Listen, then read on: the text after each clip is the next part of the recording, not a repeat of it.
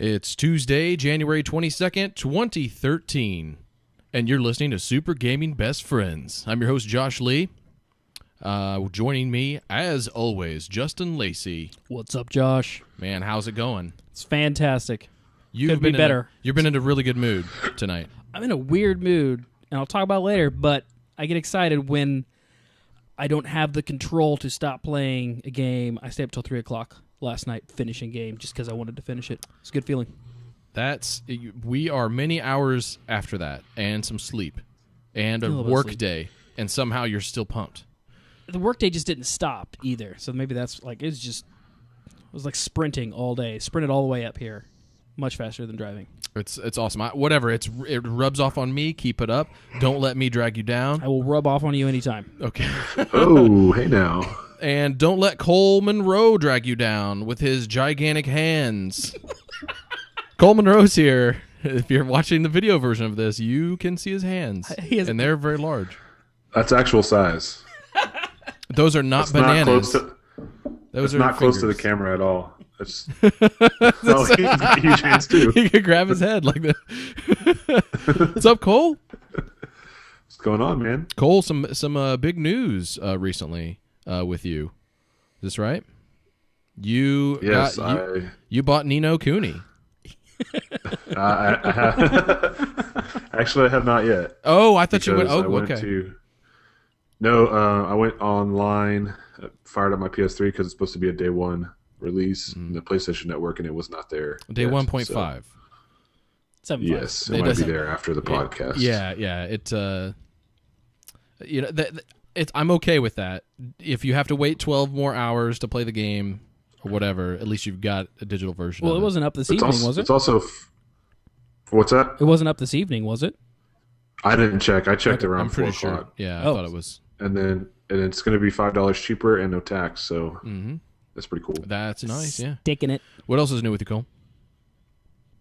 I'll be moving in like 3 weeks to Las Vegas. What?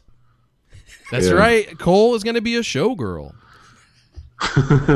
my lifelong dream is finally coming true. Take plenty of caffeine. caffeine. A Las Vegas showgirl. Take plenty of caffeine pills with you. Mm-hmm. I'm so excited. Yeah, so you seem really happy about it. What's that was the Saved by the Bell reference. What's this going to mean for Super Gaming Best Friends?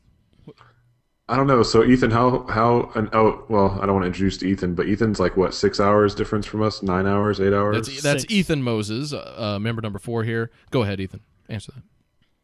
Properly introduced. Yes.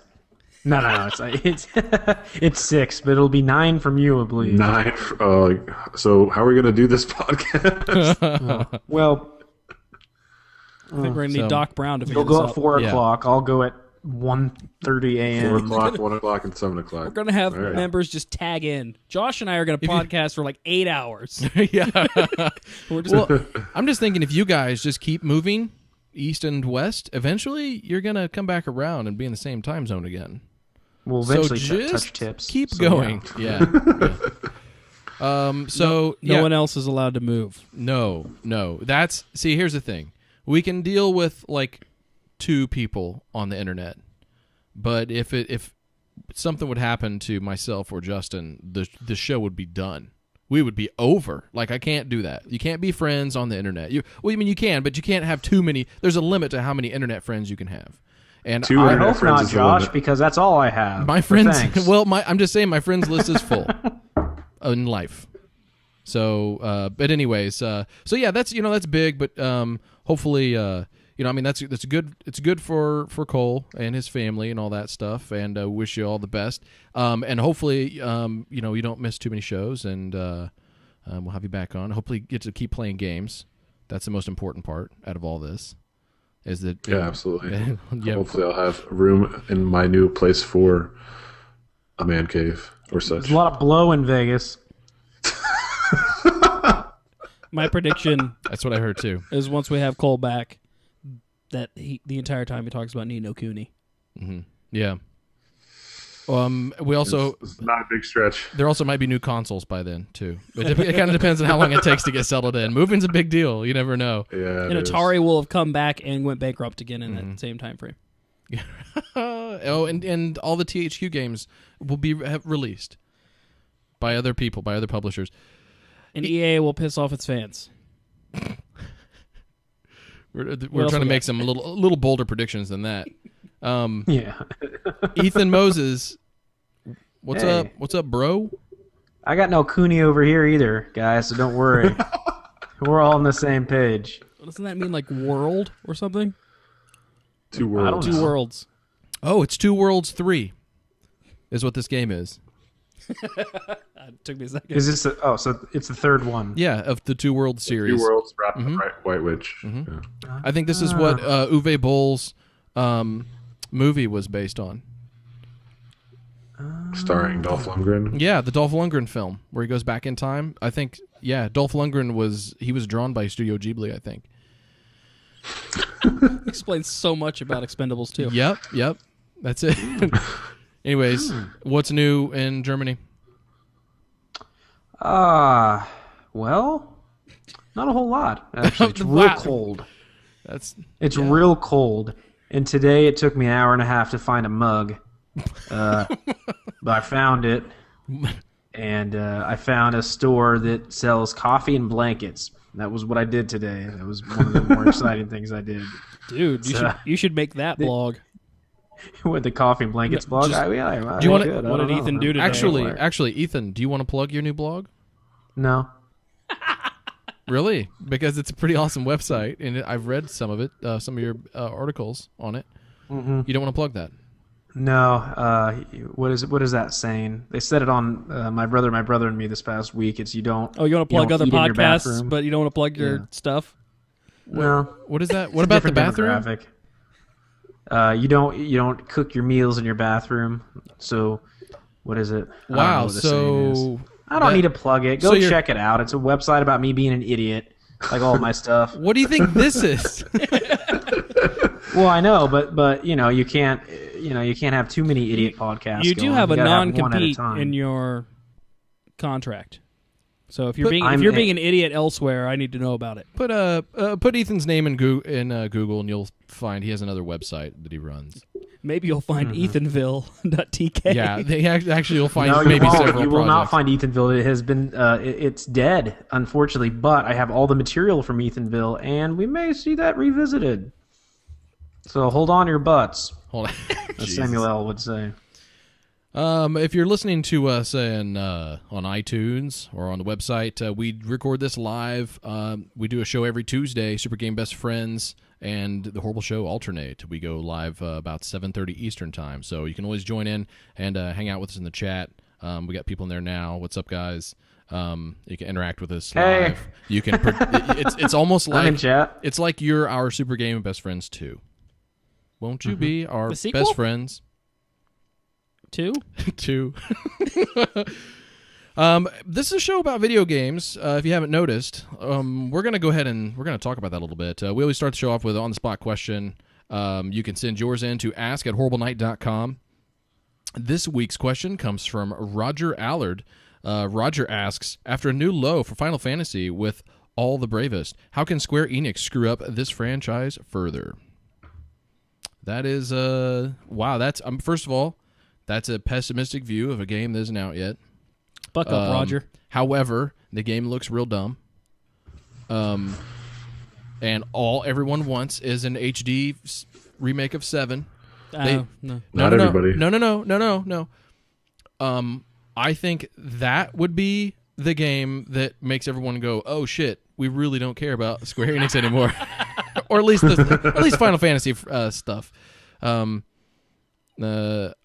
People look at this franchise with a lot of love for good reason. Starting with Final Fantasy 1, I mean, they were doing RPGs. Is that where like they started? no one else was doing? Like All those numbers, I Yeah. couldn't figure out what the first no, one was. but you shut up. You know. Ethan's never played a Final Fantasy game, so he doesn't know what he's talking about. That's not true. Besides, maybe that's not true. Besides, like the Dragon Warrior franchise, like this is probably, I mean, the most beloved, especially in the States. It's like the most beloved RPG franchise ever, and in no small part to like the Super Nintendo games and Final Fantasy VII. those are the ones that everyone talks about when they mention their love for that franchise. But it's maybe been a while since there was like a game where the consensus was, yeah, that was a great Final Fantasy game. They've been pretty divisive since probably, right? So what? To answer the question, stop making Final Fantasy games? Is that what they need to do? Well, okay. So, but no, really. Like, you're familiar with the franchise, Ethan. So, I mean, what do you like? Stop making Final Fantasy games. I mean, take a break, rest. Yeah, that's what I'm saying. Chill. Take a breather. You can't reinvent that stuff anymore. It gets too wacky. I mean, I understand those games are kind of known for being, I mean, they're always a little bit different in between each of them. But now it's just it seems so disjointed, and when your fan base is separated, or is polarized in terms of how they feel about their favorite franchise of all time, you probably need to take a break, take a deep breath, much like what the creators of Resident Evil are going to have to do. And just think about: do we want to keep making this game? Is it worth it for us to keep making this game, or should we just say, "Hey, it was great while it lasted. We had some great times, Final Fantasy, but I want to see other people. I want to see some more sleeping dogs." But based on all the bravest, I don't think those people are in play. I think it's no, and it's all about do they continue to make money with the franchise, and they've had a bunch of mobile spin-off stuff. Like a lot of releases on iOS and on like 3DS. What was it? What was the latest one? The rhythm game.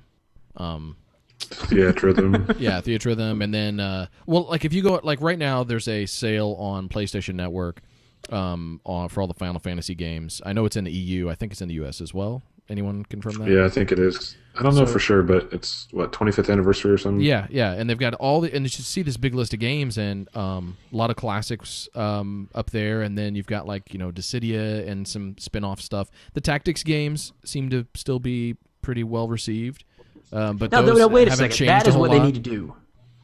Give us a tactics game, not a mobile tactics game. Give us a full-blown console-based tactic game. Yeah, absolutely. Yeah, that would be awesome because that came out on iPad, a while back, and I was pumped. I forgot about how much time I put in that game. Why don't they do that? I mean, let's take it to that next level. You can still have all the goofy characters with the spiky hair and the androgynous features. But give us some tactical fucking command, man.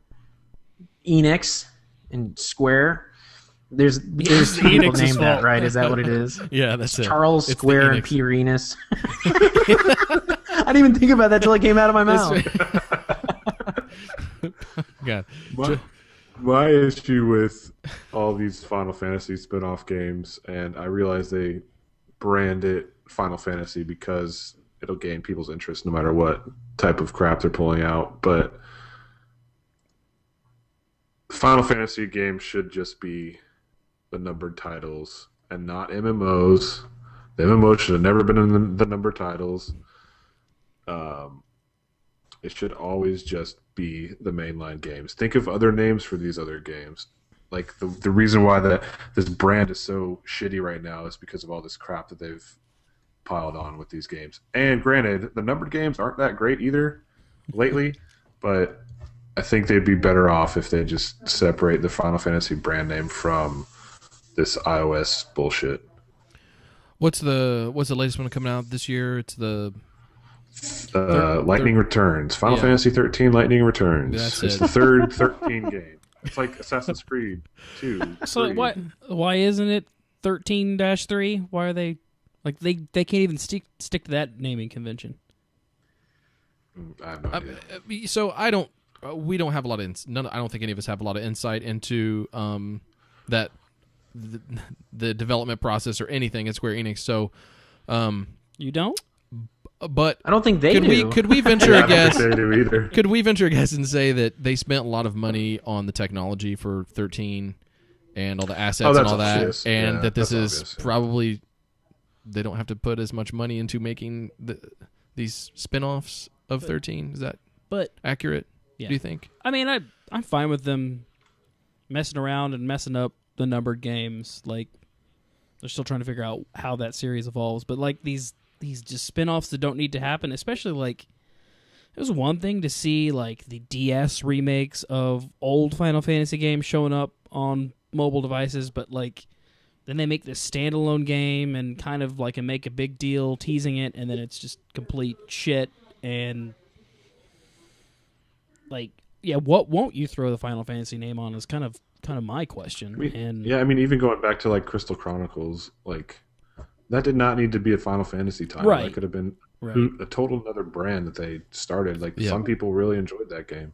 Well, there need to be a Final Fantasy. There was a time when the Final Fantasy games, just knowing that there was going to be one release, people got excited about that, you know. And again, you can kind of definitely ruin your brand name by whoring it out so much. I mean, now when you hear Final Fantasy, you're like, oh, another one, great. And that's not good. That's not a good thing to do. Even if the games have nothing to do with each other, it's not like a Call of Duty, which every Call of Duty is the same. You're hearing the fucking same name over and over again. You're like, it's not as special anymore. I remember how excited Nathan used to get for these, you know, and now Nathan doesn't get as excited. And if Nathan's not excited, then get it out of here. That's Final Fantasy 13-4 Digital Rooker. That's what returns. That's what a Final Fantasy game needs. Like just an American actor to come in and play himself. Tom Cruise would do it. Like Rooker's fine. Michael Rooker, and everything else is the same. There's Moogles and Chocobos and all this other shit, and it's just him just playing himself. Not unlike Dolph Lundgren did in that awful Uwe Boll film. Because you'd be right there with him. You'd be like, "What?" He'd be like, "What in the fuck is going on here?" And you'd be thinking the same thing. Are you testing out sponsorships with that movie? Yeah, that's okay. it. Yeah. Uwe. I'm trying to get Uwe Boll in the boxing ring for a Horrible Night. Oh, I really want to do that. Yeah, I read about that way too late. Yeah, he'll do it. He beat the shit out of Low Tax, if you know. Yeah. So, anyways, yeah, Final Fantasy. I think we're all just sad face when you mention the name, but just getting back to basics would fix it. That's all people really want is a traditional none of this shit they've tried to do has really worked for people. Besides, I know people liked 10 and 11 kind of for what they were, but I'm surprised they haven't made like a straight up retro one at this point. I know it's like people are playing those games. As many DSs as we're there about are to get out one. there. Level 5 made it. Yeah. Ni no Kuni, like the Dragon's Quest series has not suffered the same fate. I mean, they've had some weird spin-offs, but they've actually been kind of well received. But the main entries there are still super, pretty mainstream, and like the Tales series isn't going too crazy, and so that's maybe arguable. But anyway, so just getting back to basics, like make a JRPG like people kind of know and expect. But just with the Final Fantasy, polish or touches and touchstones and all that other shit, and people will buy it. They'll be like, oh, even if it's not the greatest thing in the world, people will stop shitting on your franchise like every time you do anything. But I have zero faith that they will do that. I have no faith. You feel maybe their success now is in buying franchises that are about to die. So.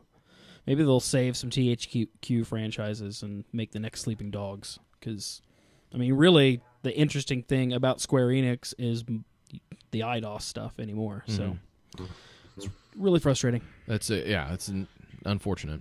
So, yeah, sorry, Roger. But no matter what, they're going to probably screw it up further. Peace out, Final Fantasy.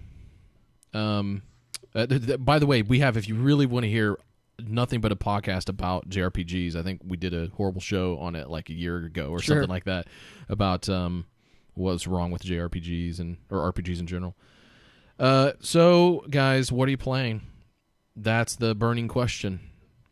I didn't know if that was something you guys want to talk about tonight or... Yeah. Again? Yeah. I know it feels like we do that every single time. It's like every other week, man. I know, but it's... The list of games sometimes changes a little bit, and people really like hearing about iOS games and Call of Duty. So, Ethan Moses, that's your name. All right. You've been playing video games. Yeah, it absolutely is. I know what I've been playing, but I'm looking forward to hearing what you guys are playing. But I'll go ahead and start this. Go ahead and start this dance number here. So, remember when I told you guys my New Year's resolution was to beat games? No, did you have something? No, that's all right. That's all right. You want to set up my iOS games for me? No, that's all right. You go ahead. Okay. Wait, you did beat an iOS? No, if you played an iOS game, I want to know about it. No, I didn't. but I finally beat Darksiders 2. Felt pretty good about it. Yeah. I got to a point where Justin you and I actually talked about this a couple months back, where I just kind of set it down. There's a lot of games coming out, and it was fun. It was great, but it just, I don't know, I wasn't having a hankering to play that kind of game anymore. But I got on fire one day. I was like, I've got to play some Darksiders 2, and I beat it to completion, and also downloaded all the DLC for it and beat that as well. So I got really excited about Darksiders 2. Let me tell you what a letdown at the end that game is. I won't go into many details, but Darksiders and Darksiders 2 really just they love to just build up to a just absolutely horrifyingly dull climax. Which is fine because there was a lot of really cool moments in that game, and it was okay. It was fine. I'm not too upset about that because again I see it as like a Lord of the Rings. Like, okay, there's going to be another one. They're going to flesh it out more. We're not going to be left hanging. Wait a minute. Are you describing Darksiders or drunk sex right now? I'm not really sure. I don't even know how that applies. Oh, it's all that. All of it applies. That could be any. Don't invite the horseman over for drunk sex. Whatever you feel good about. But I do want to say, if you're expecting a big, exciting end, not going to happen. DLC weak, real weak. Oh. So weak to the point that when you finish the DLC, you won't even know that you finished it. Because basically it just says, dungeon finished. And you're like, really? That's it? That's what's going on? That's all we had time for. We didn't have much money left. Gotta get out of here. Yeah, it's like, oh, yeah. It's closing time, and, you guys gotta skedaddle. But it's okay because it's kind of like the closing time when you're at the bar and you don't realize it's closing time because you've had a really good time up to that point. And then it's like, oh, you gotta go. Yeah, it's anticlimactic, but it's okay. You had a great time up to that point. Did they play Journey songs right before the end of the game, like to let you know it's about dance to around the roll bar the credits right before you have to leave, and then just leave? Go out with a bang, but Death throws up on himself. I still think that man, yeah, I want to say that was an unbelievable game. It was a good game. It was a good game. Wait, was it an unbelievable game or was it a good game? No, I want to say it was an unbelievable game, but I'm saying it's just a good game. Sounds like, and that's perfectly fine. I'm very curious what Darksiders 3 could possibly be, if it is anything. If it happens. It's not going to be anything. But I'm just, and that's just how they're all set up, and I don't know. It's kind of you do want to see what is their end vision, and is that really, did they really think that was going to happen? Like as far as like teasing this game of using all four horsemen and like how that all comes together versus what they've done so far. Like or even like knowing like how they ended the first game and then kind of totally changing gears into the second. Like, will they do that again into the third if they get to that point, or is it just like the storyline itself hasn't been? Well, yeah, I mean, it hasn't been clinched. They haven't finished it up. There's a lot of loose strings. I mean, again, this is not a narrative masterpiece by any stretch of the imagination. However, I'm still curious what's going on. One of the DLCs actually kind of toys with that idea of and for anyone who's played the game, humans are extinct. Okay, I mean, I don't think that's spoilers. That's well, besides the other two horsemen, I'm pretty sure they're Arn Anderson and Ric Flair.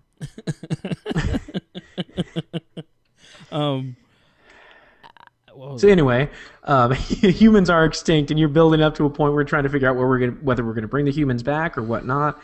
And they never really answer those kind of things. So I don't know. I mean, it's there's a lot hanging. But even the thing about the plot is you kind of know they're not going to solve that right from the get-go. So I wasn't like, a lot of people were kind of upset that they thought Darksiders 1 teased a different game for Darksiders 2, and I don't think they really ever let us, other than that teaser from Darksiders 1, led us to believe that that's what this game was going to be. Like, it was, they were pretty honest with this is kind of but still, a parallel story-wise, you still want to finish it up, regardless. I mean, I when they first announced Darksiders 2, it was, okay, they're going to go backwards in time and then kind of have this weird parallel type thing going on. But I don't have an expectation for. I never thought to myself, oh, it's okay. They don't clinch it up. I want them to clinch it up. I've got enough like trilogies and series to play through. Like I kind of like that this kind of stands on its own. Well, okay, but that's okay. So that's one of my questions. I haven't played these games yet. Although 2013, I'm going to do it. I promise. So I can actually join these conversations. But so do you guys think that these games, like especially with 2, I guess it was made, and they thought like, you know what, we're gonna have like 4 or even 5 games, like when they started that, building up the story and all that. Do you feel like that you kind of got cheated because they just made this like a part of a series that may not even finish? That's frustrating. I think that's a huge gamble to take, going out the first, like, yeah, you don't know absolutely. if you're going to get past your first game. Like, that's the thing that bothers me. Like, I've only played a really small part of the first game, but I obviously followed the story of both of them. But it seems like such a huge risk to take on any game if you're going to set it up for the sequel, does it feel like they huge did that? Overall arc? I guess at the end of Darksiders 1, it was just kind of like, well, if they make Darksiders 2, that'll be kind of a bonus. It'd be nice to see where this goes. But the way they built the world in 1 and then blew it up into, you can almost tell like they had a loose, very, very loose framework of where they would want the universe to go, but then they just blew the doors open on Darksiders 2, where I don't even know what Darksiders 3 would be. Like, do they tackle an entire different genre? Like, do you bring 3 horsemen together and make it a tactical game? I don't know. They really could do just about anything. Darksiders Tactics. And you play that.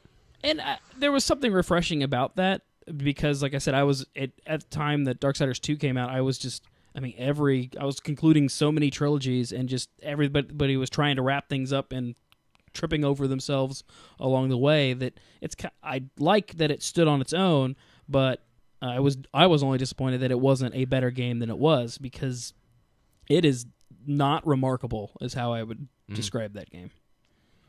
But and it's not remarkable, but it's a very solid game across the board. The action is just solid. I know, and that's the bad thing about it. It's really bad when games that are really good, we can't say, oh, this was an unbelievable game, because it's just solid where it needs to be solid, but outside of that, it didn't step out. It stepped outside its comfort zone to a degree, especially in terms of the action and the RPG elements and whatnot. But I mean, again, there's just there's that it just missed that ceiling, and so that's because I think that's partly because of the hype that was built up to leading up to that game's release. Like, hypothetically, if this was the first game in the series, how would you think it would stand if it didn't have that huge hype package right before it? Yeah, because, I mean, you thought of Darksiders 1 as being kind of like a breakout, or not maybe a breakout hit, but kind of a cult hit, like it did just well enough. And this one was supposed to be huge, and maybe it was unrealistic expectations placed on.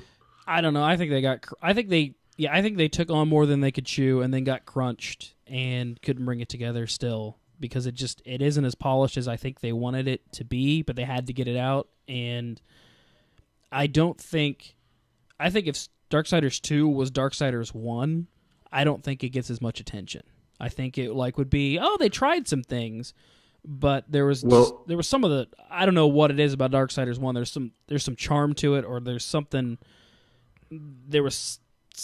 missing from Darksiders 2 as far as just I don't know if it's just monumental moments or really big epic battles. I never got out of my seat and cheered for the game, got excited by it. I was just doing things and finishing them, and I was death, so that was kind of cool, but that only carried me so far.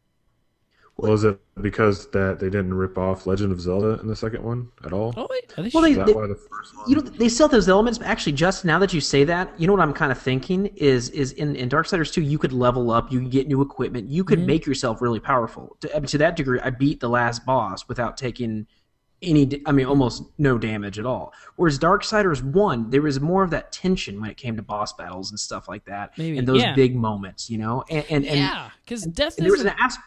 The grinding too. They introduced some grinding. You didn't have that Darksiders it was a straight shot, but you could kind of go off and explore a little bit. But this game kind of distracted you with making you think that you wanted to go do side quests and that kind of stuff. So maybe that's what it is maybe there was so much fluff tacked onto it, you lost focus on what made Darksiders what it actually was. There wasn't tension, and like I say this a lot with some of these character games where you're playing a really powerful character, that Death really was just doing all these odd jobs for people. Like they had the information he needs, so he has to go take care of their business. And at some point, he's Death, man. Like he's got to be able to exact his will over people. And it just really felt like I was just running around doing chores more so than because they didn't have that epic quality to pull me in. And it's tough to say if it was because of where my expectations were, but I just remember having a lot more fun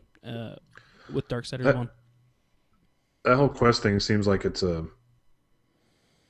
part of games now, like developers stretching out the gameplay. Like Assassin's Creed 3, you're this assassin, but you're going on, fetch quests, or you're doing all these chores for these people, and it's not necessarily compelling and good for the storytelling for that character. Yeah.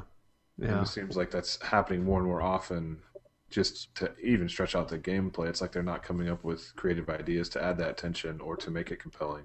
Well, it feels watered down, and it feels like now your focus is not to complete the game; it's to get good gear. And that is a big issue with it. A lot of these, some of these games with RPG tactics have, or RPG type elements and loot and whatnot. Is that are you playing to completion? Are you playing to experience it? Or are you just playing it to level up? Did you? I kind of split between those sometimes. Did you find the loot lust in that game entertaining at all? Like, other than it wasn't entertaining, but it still got me. You know what I mean? Like, it's almost like there's a part of my brain that always activates when there's loot involved. I never really. I think it was part of the fact that they had all those possessed weapons that you could level up by feeding it other shitty weapons and giving it like that kind of modification stuff was cool. But that lessened my excitement for finding a cool new weapon. And they definitely struggled with that, with the loot itself. I mean, they really did. I don't know. There's a lot of weird stuff about it. But again, I'm not knocking it. We're not knocking it here. We like that series. But damn, it's weird. It's tough to put your finger on it. But it's finished. So hey,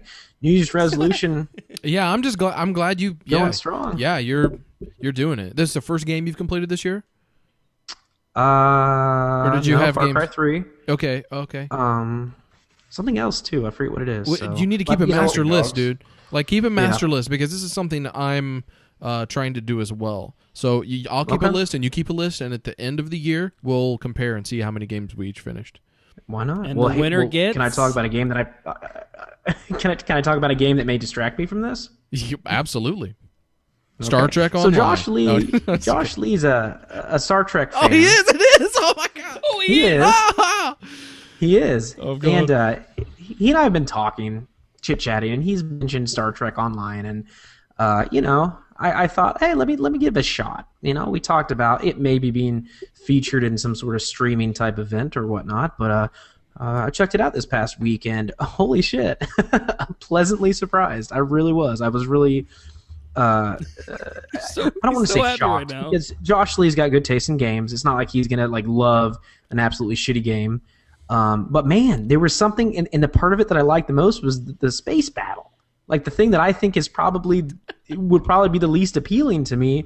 I got into it. That is a really well done MMO. I mean, we've talked. The other MMO I'm playing right now is Secret World, and we kind of talked about how Secret World really didn't step outside its comfort zone in terms of the MMO-ishness. And I think that the ship battling itself is kind of that. It's not insanely different, but it's just enough to make you feel like, oh, okay, so I'm not just treading through some jungle or some dilapidated city. I'm now in space. I'm battling shit. I'm flying around, and man, it's got a really cool scale, and I'm really impressed with it. Do I think I'm going to start watching Star Trek? I don't know. Maybe. I don't know. Who knows? All right.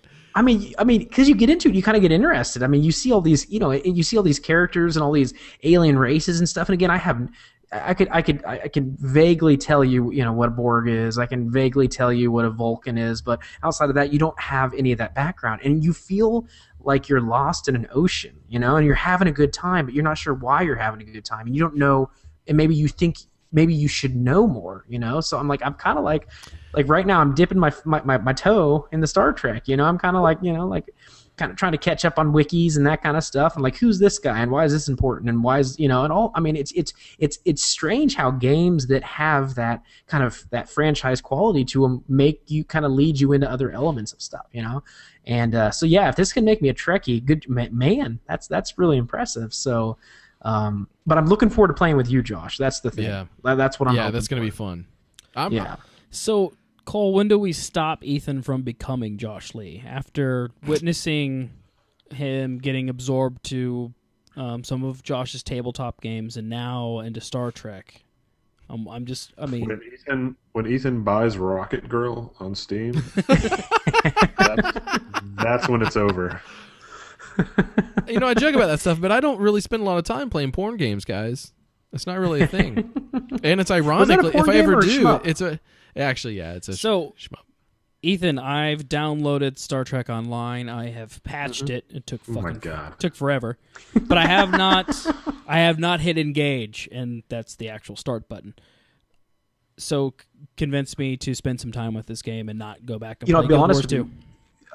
The tutorial mission, which I always dread these, actually was well paced and actually was really exciting. I mean, you got right into the action. I think there's a shit ton of things going on. I mean, I don't know, man. I mean, if you like World of Warcraft, yeah, okay. It's been known to, and you know how the beginning of those things work out. So when you get into an MMO, there's going to be that tutorial stage. You're going to have to kind of fight your way through some low level baddies, and then it's kind of slow and monotonous and whatnot. This jumped in. There's explosions. There's a huge battle.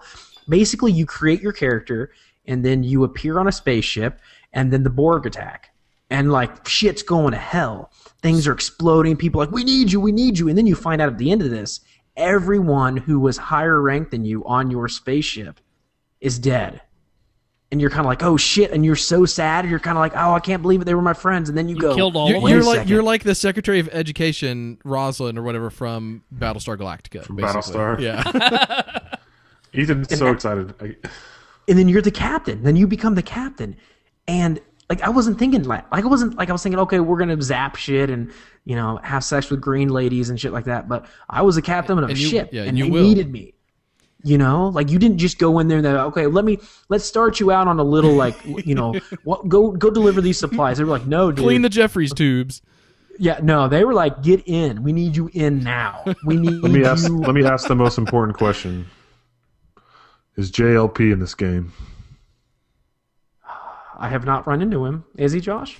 Who the fuck? What's JLP? Jean-Luc Picard? Wow. Oh, right. I'm sorry. Dude, I picture him as Patrick Stewart now. Because I've watched so many behind the scenes he doesn't look a thing like Patrick Stewart. Documentaries and stuff from the really DVDs. It's more like the guy from Castlevania Lord of Shadows. When does this take place? Oh, man. God damn it. Are you guys trying to rope me into looking like a nerd or what? During the time of this game, Jean-Luc Picard is actually just an ambassador. I don't know. Is that before or after? So this is after. Okay. This is after Voyager. That's all I need to know. And the latest move, Insurrection, or Nemesis was the last Star Trek thing in this timeline. So I didn't know Bane was Nemesis. That's right. That's right. It was real skinny in that one. Mm-hmm. Little skinny. Did look like a young Picard though. Anyway, so you've got. I think there are other, like Data is captain of the Enterprise at this point, I think, and still captain, I think, and then I think I don't know if Riker's retired, but he got his own ship. It has a beard. It has a beard. And that class of ship is also in the game. But this is all stuff that wasn't established in the game. This is all the books and shit like that. But some of it's considered canon. Is all that canon? Yeah, I think most of that stuff is considered canon. Everything that Ethan does in the game is canon. Yeah, that is. They select certain players and they have to build branching books off of it. Chainsaw Murphy. So I'm really glad. He looks captain good. of the Broacuda in the Star Trek universe now. So we've seen pictures. If you guys follow it if it's on Steam, if you're Steam friends with us. We've got, or I think we tweeted them too, Chainsaw Murphy, and what's it called? The Bro what? One more time? The Broakuda. Okay. And then... USS Broakuda? Yeah, everything's... Yeah. And then Mr. Dave is in the game as well. And it's a pretty... I mean, like, the character creator's pretty good. It looks like Mr. Dave. And he's in the USS Dave's wife. And and I think we're both like... We just have done the tutorial, so we're, like, ready to go. You called your ship on... what was that called? FTL. Oh yeah, FTL. yeah, on FTL as well. USS Dave's wife. Yeah, that's right. But I think Nick Cage was the captain of that, though, wasn't he? Or was Mr. Dave the captain? Whatever, Mr. Dave was on there. That was Mr. Dave. So I'm really glad, Ethan, that you've and not when it launched, because it is a very different game. We've talked a little bit about just you and I about the ground combat, how that changed. Although I don't think you used the shooter mode. Is that correct? No, not yet. No, I did not. It's just a button. I remember you telling me about that, but yeah. So even without that, just playing it like regular MMO combat, it's just so much faster, like than any. I mean, like killing things. It's super fast. But if you hit B, you go into third-person shooter mode, and all the damage numbers and all that stuff are the same, which are completely changed from when it launched. Again, it's like way faster. You do way more damage. Shit has less health, but you can shoot at stuff, and you can actually technically miss, but it's not like you don't have to aim for headshots and stuff like that. But the cool part is you can shoot even when you're not targeting anything, or when I just like I'm dicking off, especially when you play multiplayer. You want to like cross phasers, you can totally do that, and that's fun. It's gross. The space combat though, I agree. That's one of the reasons I continue to play the game. But you mentioned the lore in the game being almost, I don't know, like vast, I guess. They are pulling from the full library of Star Trek shit. Like, you go through, I mean, you meet just every single race and tons of characters from all the different shows.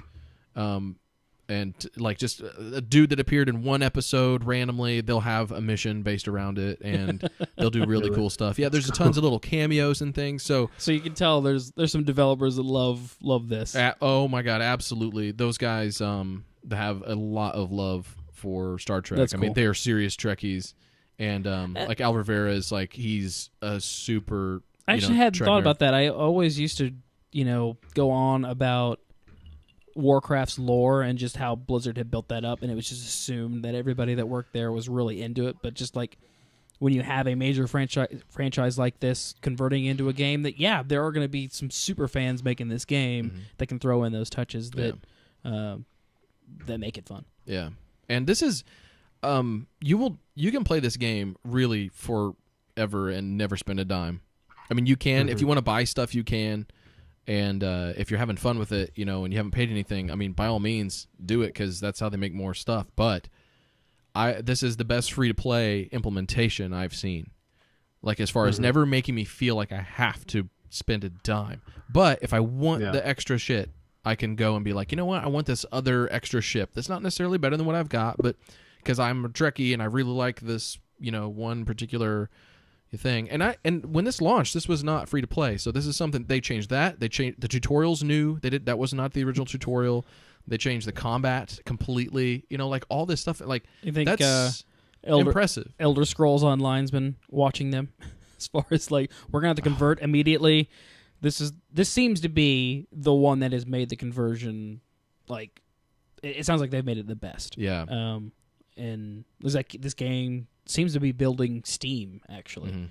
I could be biased because I hang around this guy once a week, but it does. I mean, I've been curious about it because it just sounds like it remains fun and roped in Ethan. Yeah. So yeah, and they add shit. And he's got iOS games to play. Yeah, you rather playing I've got Star Trek Online? an iOS game. I'm so glad that you're having fun with it, and I cannot wait to play with you. And we will stream that shit so that people can watch. Yeah, we will. And join in. I guess real quick, my last story is going to be so when I wake up in the morning, my brother Nathan is just settling down for the evening, about ready to go to bed, and that's when he plays video games. So we've been able to play video games with each other, which is cool, because again, we're not always able to talk all the time. And so we've been playing Borderlands 2, which great game, but playing with somebody else is way better. It's especially ridiculous. somebody especially someone you can talk to, especially someone that doesn't ninja the loot the whole fucking time.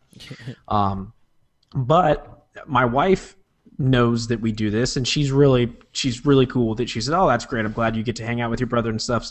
And she was like, "So how are the kids?" And I'm like, "What?" And she's like, "Well, how are the kids?" I'm like, "I don't know."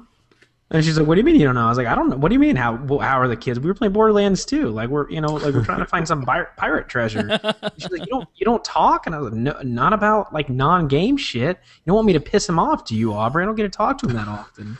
And so and she just can't wrap her head around the fact that like we will play for an hour, hour and a half, 2 hours, and just literally not talk about anything except for, "Hey, dude, you got that? Yeah.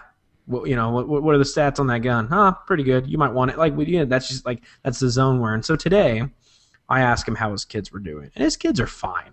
They're fine. If something bad were happening to those kids, we would know about it. I just get on Facebook and check it. You know what I mean? So, so yeah, definitely the big difference between gamers and non-gamers, I guess, in terms of keeping in communication with each other. I feel pretty good that we talk at all, and I don't really, I don't know. I want to know how the family's doing, but Were you a morning gamer before? I feel different gaming in the morning. I don't love to all the time because I used to get really easily distracted by doing it. Mm-hmm. So I definitely, it's a game where, like with Borderlands 2, like right now we're trying to stay within the same level, so I'm not really playing that game too much by myself. So I know that when he's done, I'm done with that game. But, like if I get onto a game and play by myself, it could be a really long time. Like I got on Skyrim one time and played for maybe 5 hours, and I was like, oh shit, the whole day's gone. You know what I mean? So I try not to as much. I want to get a few things done. Clean the kitty litter out at least. Borderlands 2 is kind of my other game going on. I've got a co-op buddy running through that with me as well. But for whatever reason, I'm kind of okay just leaving it be and coming back to it when we're ready to play. As long as you're playing it on a consistent basis, and I'm going to make progress like once a week or once every other week, I'm okay with it. And I have there's other games filling my time. And usually I will, in Halo's past, I didn't have that patience. As soon as like the co-op session was over, oh, you're going to bed? Well, I'm going to fucking finish this game. Or I'd be, on a different stage than them and not want to go back and that kind of thing. But I haven't had that with Borderlands 2, and you're right. Like, as somebody that was kind of passing on that game when I played it solo, I have found a renewed vigor for that game since I started playing through co-op, because it's just paced so much better when you have partners in your group. Yeah, it's the pacing. That's what I like. You have to play completely different when you're solo. You have to you have to pick off the I bosses. find a buddy. I just bought that game. So did you? On what? What'd you buy it on? 3DS. Xbox. Oh, 360. $30. Oh, you should have waited for the new one. I hear it's coming out this year. The new Borderlands?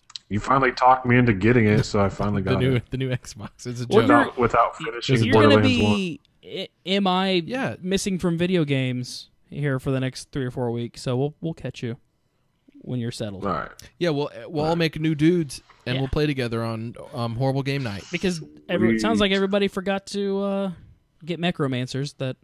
So there's a new class for some people to play, and we'll all do Necromancer. Yeah. Are they going to do any more characters? I don't think so. It sounds like just big. I think that one kind of was in the works already. Big old content. They just had I think the newest one was either this week or last week. The hunting one, Big Game Hunters, Cabela's, Borderlands 2, Big Game Hunters. Heck yeah. Really excited about that one. It's good. Sweet selection there. Oh, also I want to mention too, are we going to be doing any live streaming that other people could join in with here soon? I think Ethan, because if so, it might be nice to say like, hey, go download this game so you can jump in with us. Yeah, so I think right now it's 4:30 my time on Mondays, which is I'm doing a stream at 10:30 a.m. Eastern.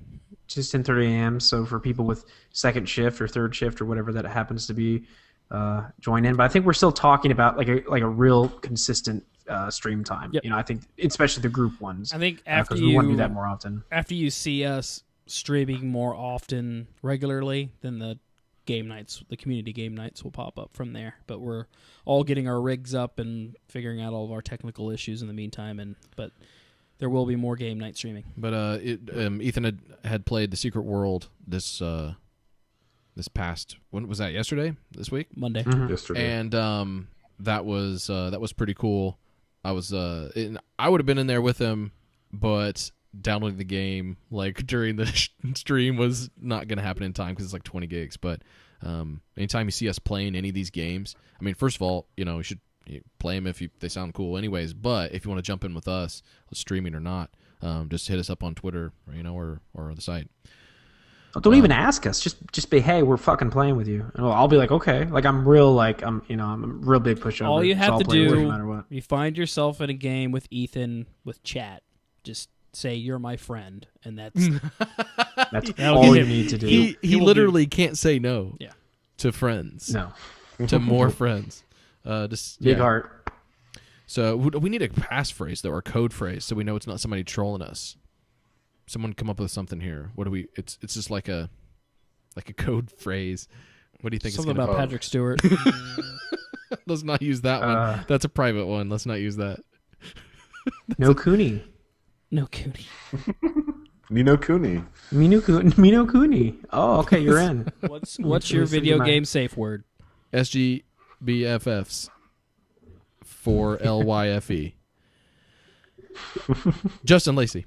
Yes. I like to say everyone's full name. I don't know why that is. I never do that when we're everybody talking does to it each other. Because That is true. Josh Lee. Yeah. Wait, his isn't a full name though. Josh Lee is Josh Lee. It's a singular type thing. We actually have full names, so we it's all a little bit different. We all have syllables in our name. Yeah, it adds an element of drama though, Josh. I want you to keep doing it. My last name is Protractor, actually. He's so jealous Josh Lee Protractor. of our syllables. Yeah. So I want to know what you're playing. I mean, I know what you're playing because it's your list, but I want you to talk about it. So Devil May Cry is pretty good. I'm not gonna lie to you. That was the game I stayed up till 3 a.m. finishing on, like, leading up to it was a work night, it was a school night, whatever. Mm-hmm. And it got to be about 1 a.m. and I was like, all right, I'm wrapping this up, and then I was like, so I can either push through, or I'll have to finish it the upcoming weekend. And I was like, I don't want to wait that long. This game, it really fucking ramps up about halfway through. Like, I think there's 20 missions total, and 10 through 16 are just unbelievable. They are so much fun. They're so ridiculous, and the rest of them are pretty damn good themselves. But we've all played a lot of character action games, yes, like this, gameplay wise. And why is this different? Coming off of my high, this is my favorite character action game ever. This is the game that I've been after going into that genre. It's because the action is great. I actually found myself getting really excited and pulling off stupid combos later in the game, because you get like 8 weapons in this game, and they all kind of modify themselves, and the controls are designed really well, so you can switch weapons really quickly and pull off ridiculous combos. And it's just, sometimes I would pull off moves that would just make me, hell yeah, that was awesome. And so that fun factor level is there the whole time. But then the presentation that Ninja Theory brought to this, the pacing of this game is really well done, because when you kind of have a one-dimensional action game like Devil May Cry, where you're just beating dudes up, the pacing of the story becomes important, and how they break up the fight scenes and change locations and mix up guys. And I really enjoyed the varied enemy designs. The bosses were all memorable, with some of them are just really fucking over the top, and some of the greatest ways since Saints Row for me. And it just went to places that I didn't expect. The whole aspect of all the action takes place in limbo. Basically, Dante can get pulled into limbo anytime he gets spotted by demons, and the world just morphs whenever you're in limbo. And so the physics get really weird. You're walking upside down. It's just constantly crazy, and the pacing of the game is so good. And were there any They Live jokes? I don't think so. Ooh. Dante has some fantastic one-liners, and I love just kind of Ninja Theory just going for it. And I think they had to realize, like, halfway through this game, that they weren't going to win over old school Devil May Cry hard asses. Like, that they were rooted in their ways, thinking that Devil May Cry 5 was a good idea for some reason. And They just kind of flipped them the bird and did their own thing, and this franchise is better for it, and I want them to take on more stuff. Don't make me a DMC2. Move on to make me a Castlevania game. Ninja Theory is kind of where I was at the end of this. So I can't believe a game like this came out of a Western developer. Yeah, because it feels like a Japanese game to me. And a Western developer teamed up with Capcom because they've had a lot of trouble with that in the past. It's so it's that zany. It's stylish, which the DMC games always were, but it's got this. It's so fucking wacky, in a weird Asura's Wrath kind of way, but it's way more tongue in cheek, self aware. What were you saying, Cole? I was gonna say, but their two previous games, what was it, Heavenly Sword and Enslaved? Yeah, they both felt very Japanesey as well. Yeah, but none of that humor. Right. Yeah. That's the thing that gets me because a little bit of it. Well, I was laughing. We did a game Curious on DMC, and it was I was laughing my ass off. There were moments it went from awesome to hilarious back to awesome. That's how it was back and forth constantly. No, the dude, it was slow mo. It was naked Dante. Hold on. I have a story about that. Oh, okay. So we played that game Curious in Josh's studio. And then I went home and I replayed the first level. And was playing in the living room. My girlfriend's on the couch playing on her iPad. And I boot up the game just as her phone rings. And I have the game on headphones so she can't hear anything that's going on. And it's already funny. I play through the intro, which is just this ridiculous montage where Dante starts out naked in his... I don't know what happens. Trailer after a crazy night or something. Yeah, and his trailer he's gets a carny, by the way. Yeah, his trailer gets thrown in the air, and he's flying through the air, twisting through the air, and all these slow mo, and all these well placed objects in the foreground keep blocking his Dong. bits, and so he's Dante.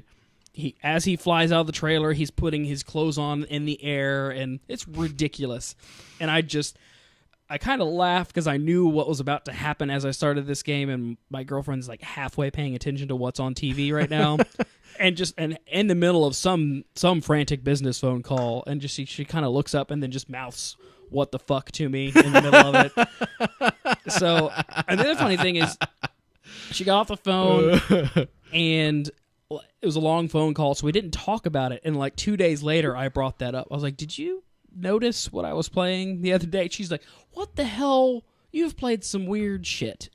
But what the hell was that? So it makes quite an impression right out of the gate. And yeah, I was loving the game, and then it goes to another level, that middle third. And I also really like the conclusion. Is it humorous throughout?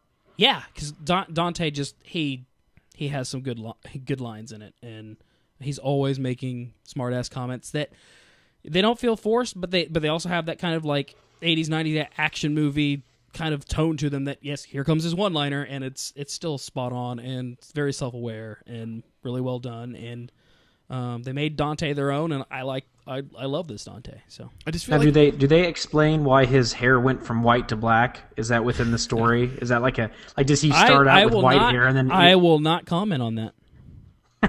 Well, can we at least reference what we saw in the game Curious? Yeah. Because there was a just 10 minutes into the game, there's a scene he gets. What happens? It's really windy, and a Was white something? wig or a mop blows onto his head. Yeah, and he's in front of a mirror, and he looks at it, and he turns, and you see him. It looks just like old Dante, and he pulls off, and he's like, "Not in a million years" or some shit, and he throws it down on the ground. So they right away they address it right away. What? Go ahead. What, Ethan? I mean, outside of the 30 frames per second thing, which did you notice that? I don't. There was two big deals people made about it. I don't play Devil May Cry at the competitive level. I don't give a shit. You know what? That's if it's and if you do, all for you. There's plenty of games like that. Bayonetta 2 is coming out soon. We play all kinds of games on the console that are locked at 30 frames. Yeah, that happens a lot. Mm-hmm. The thing is, as long as it doesn't drop, as long as the frame rate is steady, you're not really gonna notice. Yeah. And that was a weird thing. I felt like those were the 2 points anytime anybody was talking bad about this game, because I'm somewhat indifferent. I like Devil May Cry, but I wasn't on either side with this one. But it was like, oh, there's not 60 frames per second. Oh, he's got black hair now. And it was like, man, that seems like, I mean, you're really not giving it much chance at all with those two, Like, can those people be won over? Or are those people just No, they were. I mean, if you, in your right mind in 2012, think Devil May Cry 5 is a good idea, I don't really know how to talk to you. I loved Devil May Cry 4, but it felt unnecessary. It was just like, oh, here's another one. Devil May Cry 1 was the reason what initiated my switch from being all Nintendo all the time. That was why I bought a PS2. Like, Devil May Cry was what I wanted. So, Wasn't that supposed to be Resident Evil 4? Yeah. That was like the original prototype or whatever for that. And then so I have some Devil May Cry roots that I still love those experiences, but this is a much better game. It's more accessible. The difficulty settings are there for people that want to get hardcore with it. I'm sure on a technical level, like if you're someone that can, is really paying attention to like animation frames and that at that level, this might not be your thing, but I don't think they're also shut up, nerd. I was like, if they had designed for that fan in mind, that's not going to keep anything going. I mean, I'm not all for whoring this franchise out, but they made a lot of smart moves, and I'm also thrilled that Ninja Theory didn't listen to any of that bullshit. It feels like Devil May Cry when you're in the middle of a ridiculous combo and you're not getting hit and you're switching between your fists and your sword and your pistols and then your shotgun, which when I got the shotgun, I almost peed myself. And then doing a lot of interesting things with platforming. There's a lot of platforming in it. There's some good, cool chase scenes. There's no quick time events in the entire game. It's just really well designed and well thought through and polished. And I can't imagine how frustrating this game was to work on, seeing the reactions that it was getting. And this is easily Ninja Theory's best game yet. And their narrative chops are, if they can make the story of Devil May Cry interesting, I can't wait to see what they do next. Is Andy Serkis in this? No, there's no Andy Serkis. No. Yeah, I would having not. I mean, I played the first 2 Devil May Cry games and not being like a huge fan, like just the fact that Ninja Theory did this game has me more interested in it than what it actually is. Yeah, I'm sold. And then it comes out this week, Friday, I think, on PC. Yeah, if you want it in 60 frames, you can get it on PC. Right. So, well, do we know that for sure? Is it not? Is it unlocked? A lot of the benchmarks have been pretty good. It's got some other, and they've got higher res. Well, sometimes the textures animations and stuff are locked at 30 frames or something. It's whatever. I don't care about that shit. It's like people are treating it like it's a fighting game. Yeah, exactly. And if it was multiplayer or something, I'd be like, okay, whatever. Okay, because you could adopt it as like a competitive thing. But this is not that. And I know that a lot of people play it like go for score and stuff, do the higher difficulties and like get into the combo system and all that kind of stuff. But you can go all in on really any kind of game, and just to try to claim this as like this is your series that you can't. Oh, this is the untouchable one, and it really is. Like if you go on the internet, if you got to go a little deeper than I normally like to, but they're out there and it's ridiculous. Admittedly, I was surprised that some people were holding this franchise that, and I mean, I love this franchise, but what? It's not even. I mean, why? I don't know why. Unless weird. It was like your first game. Someone's going to touch your series in one way or another, and it may not be a good touch. So you need to get ready for this. Okay, it's happened to all of us, and it'll happen to you one day. So this came in like the slow touch, and everyone was freaked out, but it turned out to be a steady touch as well. So like maybe a pat on the back, like maybe it was going for the boobs and it came for the back, and it was like, what do you think? What do you think I was going to do? Oh yeah. I'm just supporting you. I'm really with you on that. I just hope everyone else is. So the last thing I want to throw out here, and I mentioned a little bit earlier, but the middle portion of this game, to just get an idea of where it goes on the craziness scale, it's basically taking some of the more out of this world moments of Saints Row and combining it with Azura's Wrath. If that gives you a gauge of like, I did not expect them to keep going. I think you've sold all of us already. And Dante's naked. You sold me on that. Ooh. Oh yeah, it helps. With a pizza crotch. Pizza crotch. That doesn't sound good. What kind of pizza? No, it sounds great. Specify. Pepperoni. Salami. No one eats. There's Salami no pizza? such thing as salami pizza. No one's ever made that. Actually, pepperoni pizza here is called salami pizza. Say it in an offensive German accent.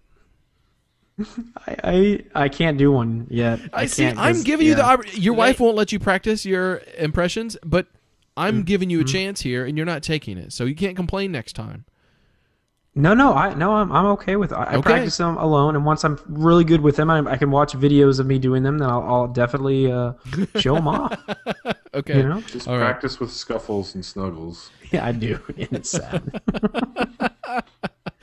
Oh shit! What else you got? So, in the finding time to play Devil May Cry with a 4-year-old running around the house and it not being an appropriate game for a 4-year-old.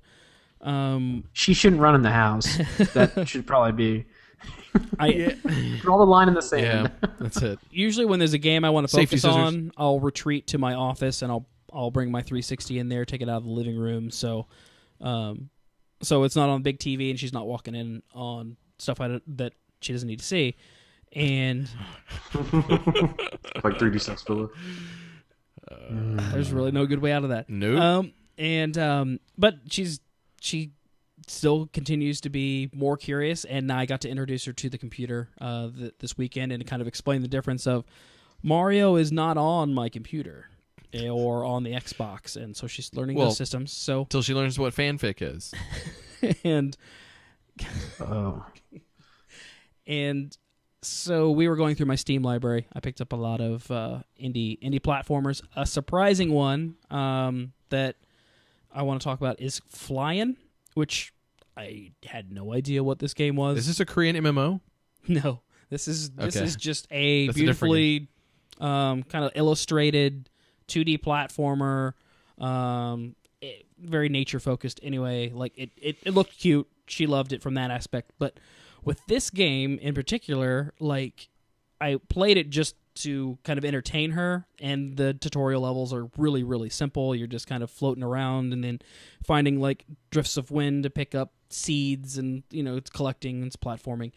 The game gets pretty hard pretty quick though, and like pretty creative because your bird has certain skills and you find other birds that have different skills, and you're constantly switching back and forth and kind of doing like a like a phase shift, like a light and a dark world that have like different elements to jump on based on.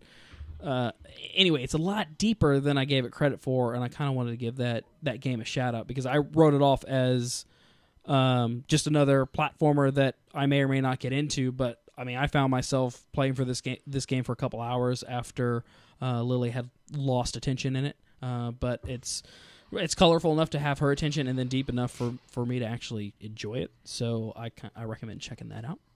What's with all the birds? It's like every game has birds in them now. Yeah, They're hot. it's true. There have been a lot of bird games. Hot birds. There's hot birds. There's big birds. There's flying birds. We Get rid haven't. of all the birds.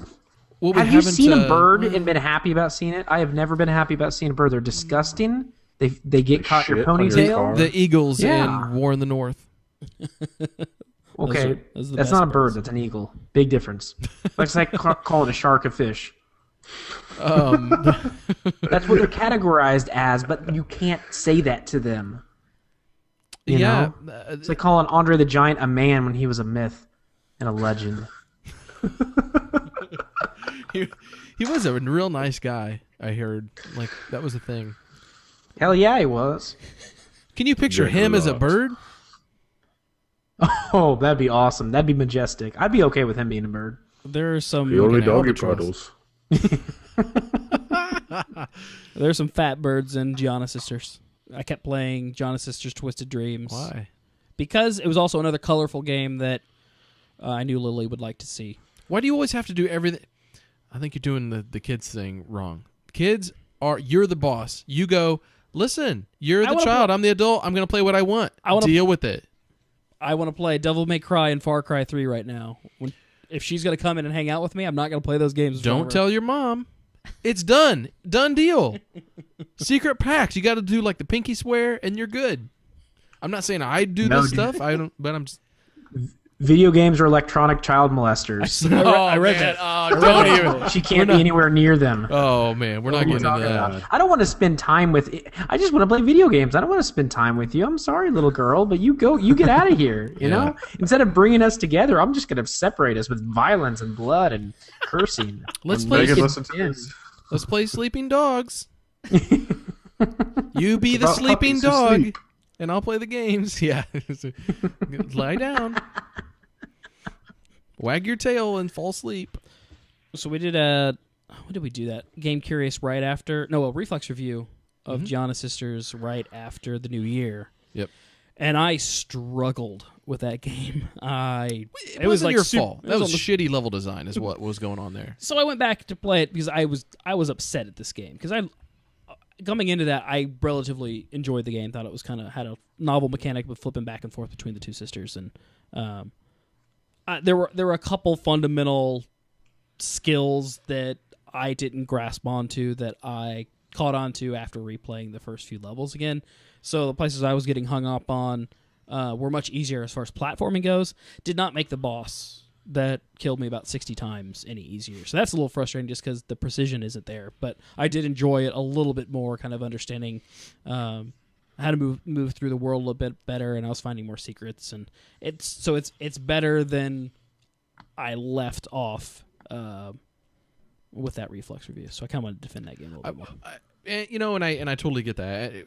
One thing I gotta say, when we are playing games, and I see this with other people too, when we're playing games and we got microphones and cameras and all that stuff, and it's live, or even when we're recording, but it's like there's pressure on you, and you're talking. You're not just sitting there by yourself concentrating on the game. The game instantly gets harder because your skills instantly diminish. Like, you are not yourself. You can't think quite as quickly. So, and it's if there's something on the screen and it tells you what to do and we miss it, totally our bad. But then there's also those times where basically when we're playing during recordings, we are the average gamer, a casual gamer, the non-hardcore gamer. We basically lowered our level because we normally don't have those problems. And so we're I think the average person would go to play a game and they would basically maybe be on the same skill level. So just as far as perception, one of the hardest things to do for again, I'm just saying casual, I don't have a better term for it, but somebody who doesn't play a shit ton of games, the hardest thing to do is absorb all the data on the screen. And while you're talking about it. No, I'm just saying for just an average person. That's the one thing. When you put somebody who's not hardcore down in front of a game, the complexity of the data, the HUD elements or all the shit on the screen, that's the number one hurdle for the average person. I know this from practice. This was my job for a long time. So we're basically in that spot. So I kind of don't give games passes if it's if we missed it, there's also a pretty good chance that an average gamer would maybe miss it too, or just would have struggle with something, or maybe if you're you're playing and you got kids running around or whatever, that would make it harder for you to absorb all that shit. So this maybe wasn't the case with Giana Sisters, but I'm just saying in general, just kind of in defense of our playing sometimes, because sometimes we suck. But this has happened with Ethan too. What I'm talking about. What was No, that I have game? no idea. What was that game? You son of a bitch. Where the developers came in and told We us did how with to play it. Valley Without Wind. Yeah, this was the same thing there. Valley Without Wind, Intrusion 2. I mean, Yeah, Valley Without. You mean games that didn't really represent themselves 100% and probably didn't. Because we were idiots. Yeah. Well, we struggle with it, but at the same time, some of that could have been a little easier There's to some absorb complexity too. to it. Yeah. But whatever. Now, I got now. Giana Sisters. That was a Steam Greenlight, correct? Yes. Yeah, it was a Kickstarter game too. So yeah. Okay. But okay, yeah, it so was greenlighted. I'm kind of curious about this because right now the games that I have played that have come from Steam Greenlight have been okay, but they're all missing that level of polish. And is that kind of what is missing on that game? Yes, Or is but I it wouldn't just- attribute it to. I would attribute it to anything related to Greenlight or indie games. It seemed like they focused more on kind of the the overall graphics and style and the music and the presentation, and it's missing just tightness of control that you need for platformers like that. They went for the more floaty approach, and when you got to turn on a dime when a fucking worm is dancing all over you, like, sometimes it's difficult. Well, and I'm not saying this to be insulting, but you can clearly see with some of these games coming out right now, I mean, there is a big difference with the budgets. I really can't see. They have to really focus on an aspect of the game that really works well for them and go for it. And so it's either the mechanics are great, but the graphics are maybe a little bit off, or the graphics look really great, but the mechanics could use a little bit of work. I mean, and that's not insulting at all, but I wonder if, is there a level where we kind of say, it's a Steam Greenlight game. They've done a lot of great stuff with what they have, compared to maybe a AAA title or a more polished indie game. Maybe it's not there, but I mean, do we give a pass based on that kind of stuff? Because I sometimes feel bad about kind of putting those things in the same boat. Because I mean, there's some mid-tier and upper-tier, $14.99 and above games that are coming out that are great, and then some of these Steam Greenlight games that are competitively priced aren't really hitting that mark quite yet. I don't have, I don't know, man. I have a hard time saying, like, give somebody a pass for something like platform design, like, because platformers have been around long. That's, to me, that's where all the problems lie. And especially with how many, that's really where I started to look at it, was how many platformers have come out recently. Like, and I've played platformers are the number one, like, indie genre, and I've played a lot of them, and at the end of that review, it was just like, I can't recommend this over like half a dozen other games that have come out recently. This is just, it wasn't floating at the top, and some of those are kind of Steam Greenlight game. Like, as far Steam Greenlight, Xbox Live indie game is that tier, because there's actually a lot of overlap between those two services.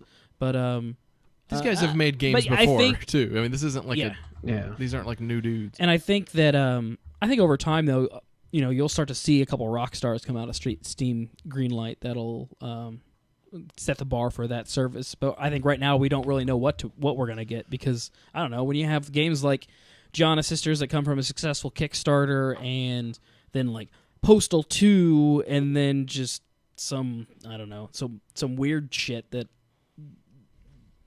barely should be on the service to begin with, but for whatever reason get a little bit of an uprising. Like, it's really hard to know what to expect from Greenlight. But honestly, when I played it, I didn't even know it was Greenlit. I thought it was just, it's another indie game that came out, because I'd heard about it before. But anyway, and then lastly, just on a whim, it was I think on sale for its release week. Played a new adventure game called The Journey Down.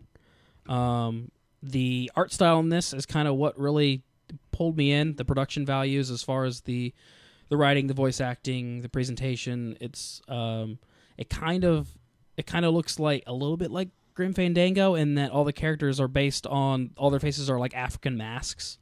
And I heard somebody on the internet say Jamaican Grim Fandango. I don't know if that's just like racist or okay. No, that's like that. The initial impression is that. Okay. And there's also this.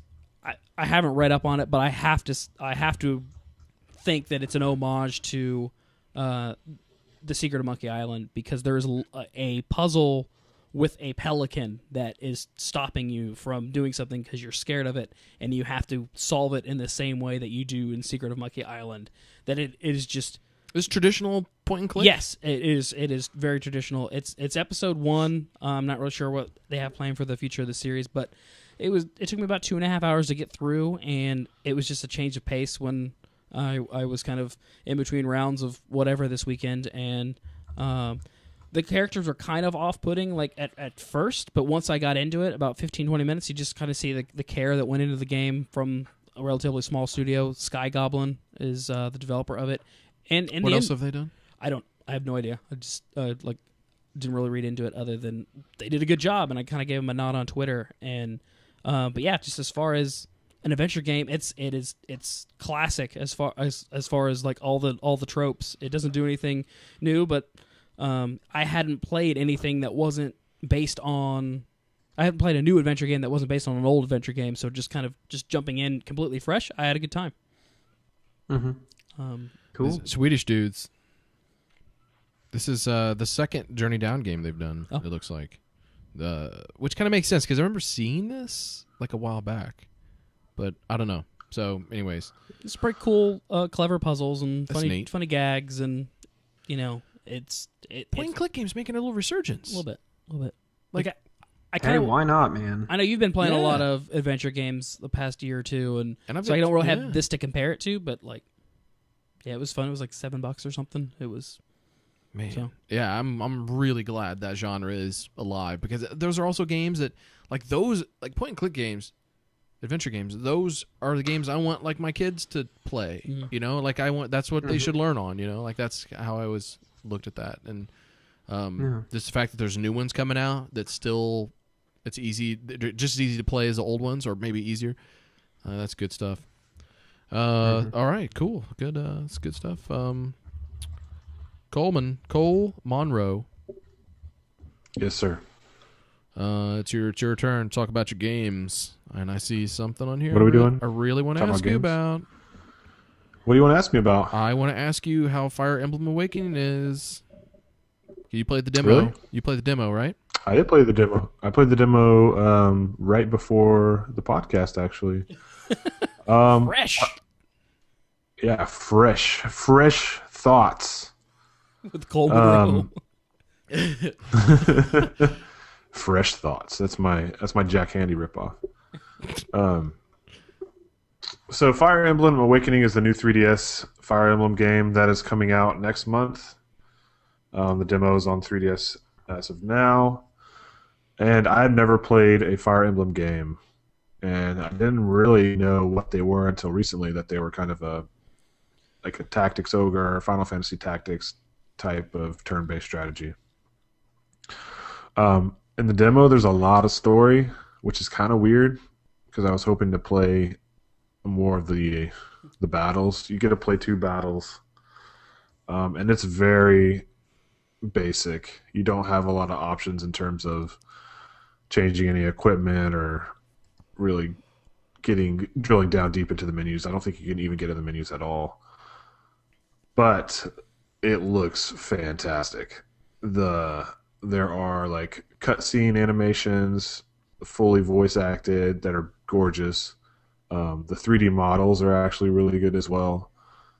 I guess you're talking about a 3DS game right now. That's impressive that you know. Yeah. I was shocked at the animation, the cutscene animations. I was really shocked. It's kind of weird. Like my main experience from a tactics game like this is Final Fantasy Tactics. So there is a grid. It's grid based, sort of like that, but that part is sprite based. So when you move your guy onto the grid, you move him next to an enemy, and then you hit attack, and then it goes into like the 3D models fight each other. And then it's basically just like hitting attack, like in a Final Fantasy game where you just press the button and then you attack. It's active. You're doing things at least.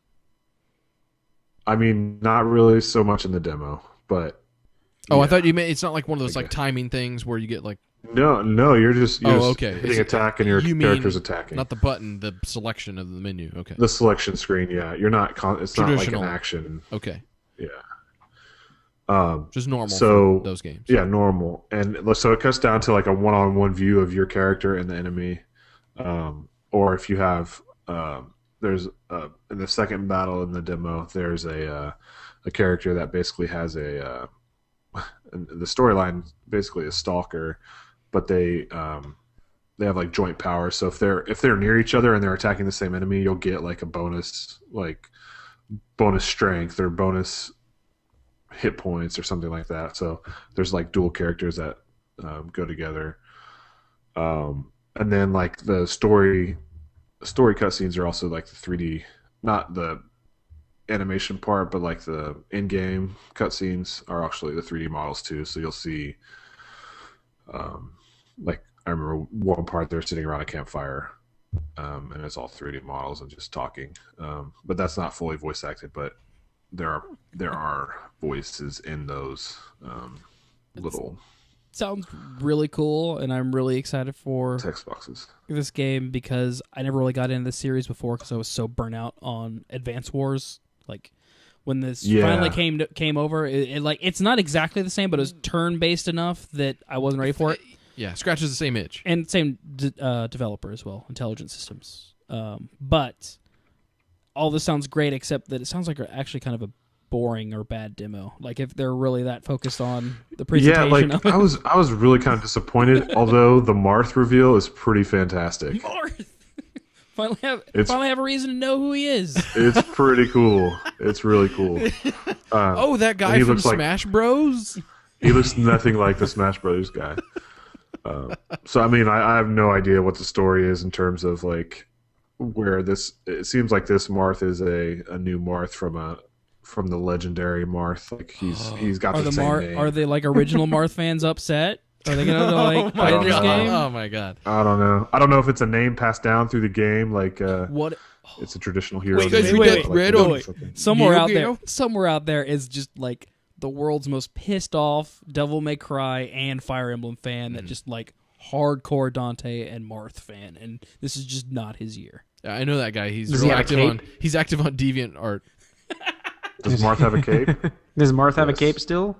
Good. Yes, I believe so. I'm fine. Make him blonde, make him mohawked. I don't care. Hey, as long as he's got a cape, that's my Marth. I have a random specific question. I was looking at this game on the eShop, and in the you go to the game details, and for any game you get like 3 screenshots, and usually they're awful. And for every game, I don't know who that guy is or that person who picks the screenshots. They're bad at their job. But for the 3D games, they're always like in 3D, and for the screenshot that showed like menus, not action, the 3D was coming out of the screen instead of in. Instead of looking into the world, it was popping out like above the system kind of thing. And I had the hardest. Yeah. Does the game do that? Yeah, a little bit. Yeah. No, just the menus. Okay, that's going to be awful because I have a really hard time focusing going from one picture to another. I tested this specifically because I was going to ask this question. Like, does this? You know how like in a traditional RPG they have like the text window at the bottom, and then sometimes they'll have like a portrait of the character. Yeah.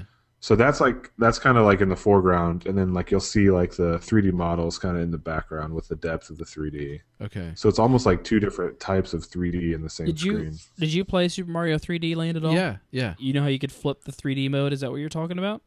I don't remember doing that. There's a toggle.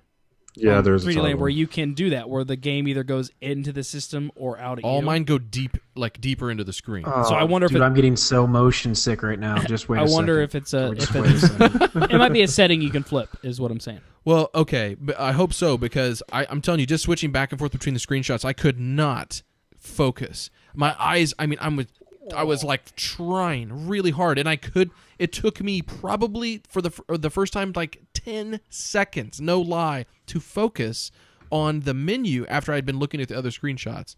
Well, granted, I was looking at those for about as long, but they didn't take me that long to focus on. And that was the first time where I actually had trouble with the 3D.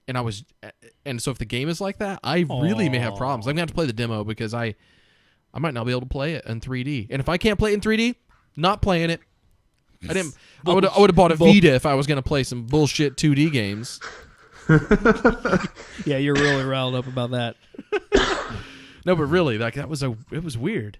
I thought that was getting this game weird. Maybe I'm going to try the demo. I'll wait again. This is like I'm going to see what Cole says. It's a lot of text, dude. It's 2 battles and a lot of text. Does that come out in time for your move? I need to. I don't think it does. Well, he can get it digitally. He can get it on the road. I think it's at the end of February. I was hoping he could travel with it. It doesn't sound like it's going to happen. Well, so I think this is, I don't know. We'll see. I thought it was going to be a good toilet game, a good poop game. Because, like, you do a battle, and then, because I did that with other games, like Advanced Wars and Tactics and stuff. Yeah, I'm sure. They're just the presentation trying to. But I don't want to read a lot. I want to you can probably skim through. I'm pooping. I want some action. That's action time. You can poop and play any game that you want to play. Okay? This is America. Barack Obama's not going to take that right away from you. That's right. That's he right. might take your guns. But he can't take away your Uncharted Golden Abyss shit sessions. And they're all shit You sessions. should really get a Vita. That's what I'm hearing right now. Oh, boy. Yeah. So, video games. Is that it? Yeah. What else? You That's got other it for games? Fire Emblem. Yeah, I got other games. What do you want me to talk about? Let's talk about them. Josh, can you handpick? Let's stick with some Japanese RPG like games. This one is more traditional. Okay. But let's talk about the traditional RPGs. All right, so Ni no Kuni, Wrath of the White Witch came out today, January 22nd. I've played the demo more times than I've ever played any demo, which is a pretty strong statement for me. I actually just played it the other day again. That is a game that's developed by Level 5, who also did the Layton games.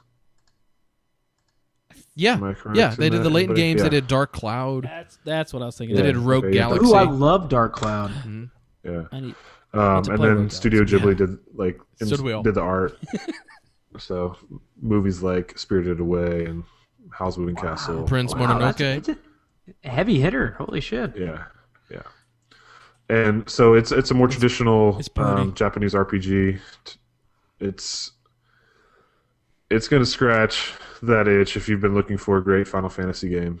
It seems like this might be it. Or Dragon Quest, if that's Or Dragon Quest. Yeah, That's it definitely has that kind of art style. They did Dragon More Quest so. 8, Okay. which was awesome. Yeah, I don't really play the Dragon Quest games, so. You would have liked that one. I'm just saying. Yeah, I don't know. What do you guys want to know about it? Ask me some questions. Okay, all right, I got this. What's a no kini? That's question 1. Ni no Kuni? It's Japanese for like two worlds. Or What's a Mimu different Koni? worlds. But what is it a thing? Can I No, get a that's just- handful of Nikuni? You know what I mean? Some back alley Give me my Nikuni? handful. Yeah. It's a title. I know. Just some laughs. just a real Nothing question, there. Josh. Oh man, Yeah, Josh, you got your questions. I like it. Cole's just like ignoring it. It's funny. No, that was all the only question I had. Ethan already answered it. What's a Very Ni gassy. Kuni? No, so you play enough battles in the demo to get a good Yeah. grasp on maybe what it's going to be like. Well, how about the magic Yeah, so system? I guess Because I hear. Well, let me touch on something real quick. People Okay. if you're in Japan, I think, and this could be bad information. But I'm going for it. In Japan, I think you can buy a book that is not available here in the U.S. that is like a wizard's tome, like a spell book or something. And I've seen the in-game version of it, which is this gigantic, like zoomable, like book with just the fucking biggest list of spells and shit that I've ever seen. What is all that? Why is the magic stuff special? I don't know anything about actually how it plays. Okay, so you can actually get that book if you order the special edition here or collector's edition here. Okay, you actually get can, the but just physical not copy of it, too. separately is the thing. Okay. I don't think so separately, no. Okay. But yeah, it's so I guess like you go in there and there's magic spells. You can solve puzzles. I guess there's like a runic kind of language in there. I'm not exactly sure what that's all about. You might have to solve puzzles, like I said, with it. It's not a whole lot in the demo. Okay. But there are kind of weird spells. Like there's this one called Take Heart and Give Heart. Calls in Captain Planet. Just wait. So you go to this town. You go to this town, and there's a soldier who's kind of down in the dumps, and then there's one next to him. They're partners on their beat in front of the gate, and one's super excited. He's got all this energy, and so you use the Take Heart spell on him without asking. You just take some of that enthusiasm and you store it in your little locket. And then you walk over to the guy down in the dumps and you give heart and you cast a magic spell and you give him some of that energy and he's back to normal. That's uplifting. You're like Yeah. the Robin Hood of good feelings. You are. So it sounds completely insane, but What the fuck? Who thought of that? Holy shit! Yeah, I don't know. I think like the main bad guy is going around the world like casting depressed spells on people, I guess. So you got to go around and fix all these people. And I don't know how often you're going to actually use that spell. But there's a lot of other things like that, I guess, too. But that was the only one that was in the demo. I really want Ethan to weigh in on this because I feel like you would have opinions. You know, Cole's article was, I mean, he's very enthusiastic about it. And when you play a demo multiple times like that, I mean, like, holy shit, like, I don't like traditional JRPGs. Like, I don't. But there's something about this, you know, I don't know. It seems whimsical. Is that appropriate? Oh, Whimsical? it's extremely whimsical. And that's the thing. Like, I don't have a whimsical game right now. But you like whimsy. I really like. Ethan, let me give you some whimsy right here, okay? Mm-hmm. This little boy. The whole setup of the story is this boy's mom dies, which is sad. It's that not sounds whimsical really. at all. No. That's what. No. That's probably So- where he gets the ability to transfer good feelings. You just Yeah. So he starts Whimsy to cry. is his natural self-defense. He starts to cry, and a tear gets on this stuffed animal that he has, and it comes Falcor? to life. It comes to life, and it has a Welsh-Scottish accent, and he has a lantern hanging from his nose, and his name is Drippy, I'm so full of whimsy. and he is your sidekick for the whole game. This is the dumbest I'm thing. in. I'm sure No. when you're watching it, it's just magical. But holy shit! No, When you talk about it, it sounds like the most insane game ever. Is it? This describes 50% of the friends I've made over here in Germany, and I'm so excited to play this. I have so many like teddy bears that have just been brought to life by tears, and I'm just like, I don't know how to relate to anyone about. Like, I don't think anybody else knows what I'm doing, but these people know what I'm doing. Like, they know what I'm going through. I love it. Even how many I German? just kick Cole off. How I many don't know, German sorry. bears do you think you've run into? 57.5. 0.5. One of them was- I want to meet It's a this little half-bear. person. Oh, Yeah. No, it was a Yeah, dead it's bear. not It was really dead. It was something you cut in joke half. about. Oh God. Yeah, it was horrifying. It was the So- worst thing I've ever seen at the zoo. but are any of these characters all that weird in comparison to like Wind Waker? Because like as you're describing that, I was just picturing the first time the boat talked to me in Wind Waker. Like, That's a game full of whimsy, and I loved it. That For is that. a game full of whimsy. Yeah. Well, so are there any things that shouldn't talk that are talking in this? I mean, there's your usual RPG tropes. There's a talking tree. There's I'm in.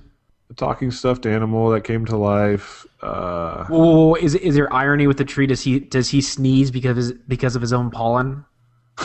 I don't think trees so. Because that's pollen? whimsical. But you do know he has a very deep voice. Oh, right. Come on down, young man. I have a magic cake for you to deliver. Just So let me- another one let me here. Do so immediately. Let me blow your mind again. you can't Oh, do God. a deep voice. 'cause Oh my god. Okay, go. There's Wait a a second. Okay, go. Ready? There's a Pokemon game inside as well. What? Pokemon. And inside is Monster Hunter. Whoa, fuck. And inside the Pokemon, yeah. This Yeah, game's a so- fucking onion, man. It started out with the crying, but it's an actual onion. You're peeling layers. I'm in. Like I'm mouth is watering. May leave a bad aftertaste, but Cole, if you fuck. Game onions. Dude, if you can pull off talking Ethan, who doesn't have a PS3 in Germany, into playing Ni no Kuni, you've really pulled something off here. Oh, I'll have to import it, yeah. Because, I mean, yeah, my PS3 is here, but I will literally have to go Oh. get a voltage converter. I'll have to import the game. That's a lot of fucking effort for this guy. I mean, I have to walk down 3 flights of stairs to take my trash out. But there's no whimsy involved with Just that. throw and it this out the is window. pure whimsy. This is diarrhea-inducing amounts of whimsy, and I love that. Like, I want to be bathed in whimsy-fueled diarrhea. Is basically I would gonna- put that on the back of the box. You're if I gonna could. take other people's good feelings, their whimsy, and you're gonna shit it out. You can only take so many good feelings until you just can't. Like, you could, watch Extreme Home Makeover. How often do you guys watch that show and then don't get diarrhea afterwards because it's just how good you feel? Yeah, that's true, It's man. not the only bus. It's not the bus that's moving. Yeah. Yeah, I was gonna say It's our hearts. it's my caboose. Our butt It's, hearts. I'm giving heart and taking My heart. butt. Yeah. So wow, I don't have any more questions then. Well, and again, like this, my theme, I guess, for right now is with Fire Emblem and Nino Kuni. The cutscenes, the animation is fantastic. It looks like in full on movie animation. So that's another part of it. Hey, you get a free Studio Ghibli movie with this game. Yeah, pretty much. Oh, I heard the English voice actors are awesome. Yeah, like I said, Drippy, the Scottish Welsh accent or whatever it is fantastic. Like everyone else up to the same standards. I mean, the little boy is kind of annoying, but he has a high pitched. Yeah, that's my bane. But at the same time, like I haven't connected with him because you don't really know any of the story in the demo. So maybe if you connect with him, it's not as bad. Yeah, with the main game. I'm intrigued. Yeah, I cannot wait to play it in a month or two. You want to talk about another one? One more game? Yeah, let's talk about Mass Effect 3 because we can't do a podcast without talking about Mass Effect. It does seem to come up. Which has been buckle up, Ethan. Which has been the theme of Horrible Night podcast since the inception. It's true. Oh, I was going to say I can't think of a single episode that someone has not mentioned Mass Effect. I'll be brief, Ethan. Or do you want me to talk about The Walking Dead? I can do No. I do. I like to hear Mass Effect 3. I seriously do. So, kind of getting inspired after the Game of the Year talks from everybody, I decided that it's about time I finally actually played Mass Effect 3. So I downloaded the From Ashes DLC so I could get Javik and play with him. Playing it the correct way, Josh Lee. It wasn't out when whatever. Javik, now is he too a teddy bear that's been brought to life by tears? We'll never know. I need to stop making little jokes. Every time I make a joke, Cole gets kicked off. Oh wait, hang on. We'll cut this back. later. Go again. Ask Ethan. the question again. Sorry. I was going to say, is Javik a teddy bear that's been brought to life by tears?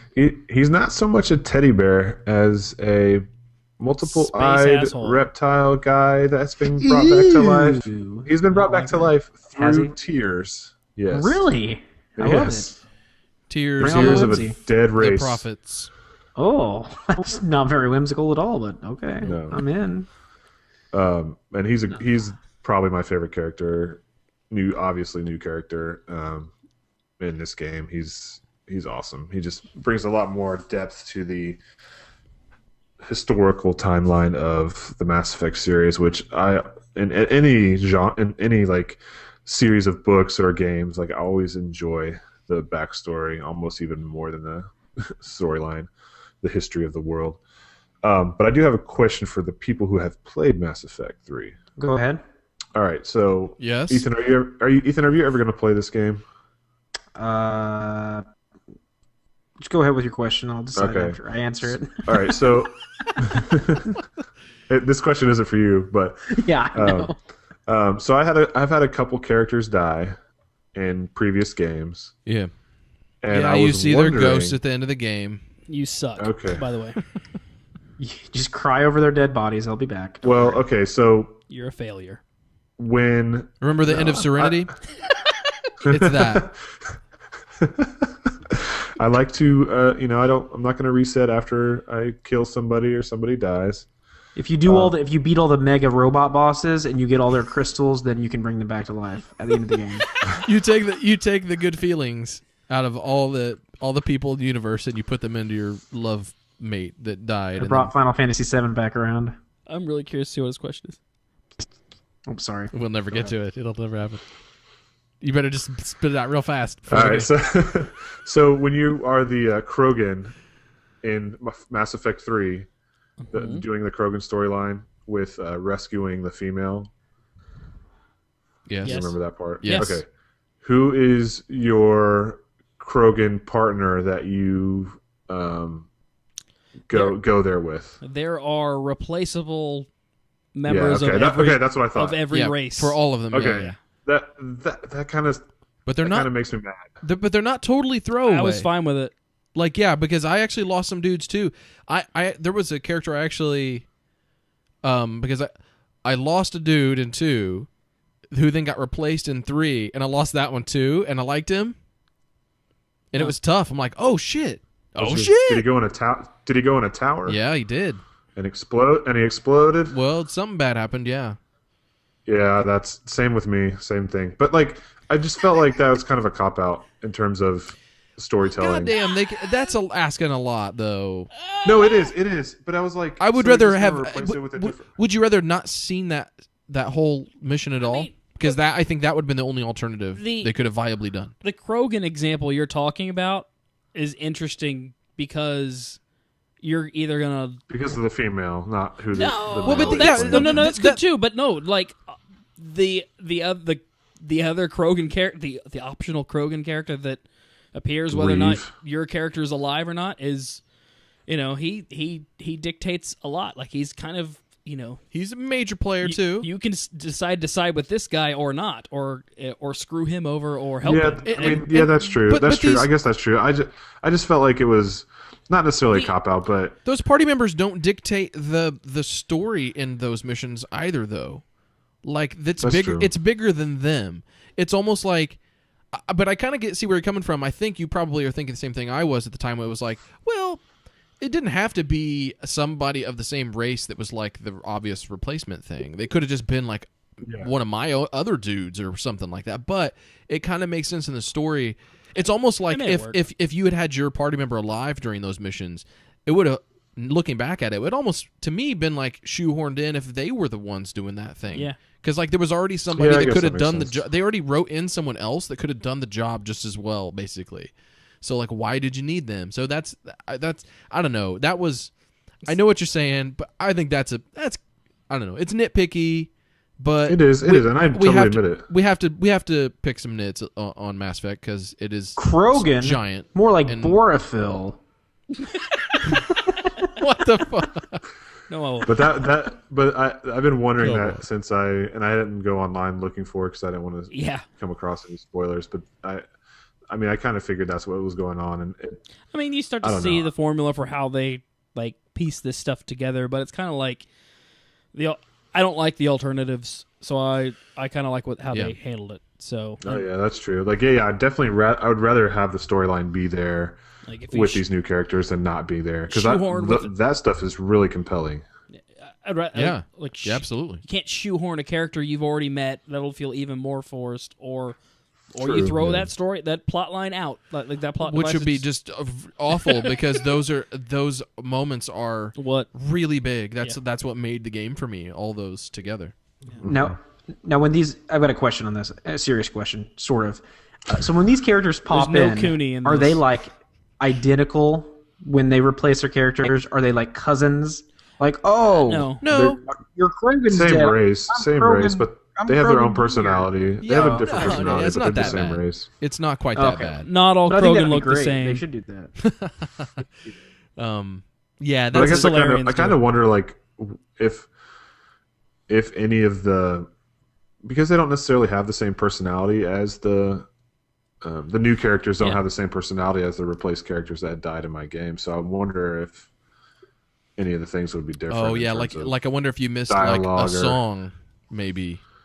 Yeah, that's what I thought of. Mm-hmm. Yeah. Oh gosh, what was that so song? That's my main thing on Mass Effect that Morden sang in 2 that was so good. It was a something Solarian. I don't Solarian. Fuck, I don't remember the. You guys know what I'm talking about though. I mean, you kind of like the SpaghettiOs thing. His like opera, his opera thing. Yeah. It's a song. It's a that one. Fuck, I don't remember. But anyways, it was. So that sounded like La Cucaracha. What are we trying to get out of here? Oh shit! Damn it! I can't. No more jokes. That's the last. As soon as you one. make a joke, Cole Sorry, gets fucking disconnected from us, and then he's right back though. Whoa. And Cole's back. Hey, Cole Monroe joins us tonight. Hey, Josh. Hey, how's it going? I guess you were done talking about Mass Effect. Is there anything else you want to add to Mass Effect there? No, that's a no. Hey, Josh, what do you There, play? you told Oh, a man. joke. Holy It's shit. a joke flew. I'm glad. Joke flu's it. Thank you for asking, I got you covered. Justin, because I played some games maybe you guys haven't played. Let's talk about some new fresh things. I got a list here. Probably have to. It's kind of long, but I have to truncate here. But Warframe. You guys know what that is? I know Digital Extremes is involved. Right. Digital Free to Extremes. play. Yes. Sounds like another game. Sequel Yep. to Shit, I forgot the game that would have completed my joke. What was it? Digital Extremes was the Metal guy. Gear Solid. They were the guys that jumped out. They were jumped out with. Fuck! It's a game with the little blade thing that he throws. Dark Sector. Dark Sector was the Rygar. first Yep. game that like says we're the Right. first next gen game.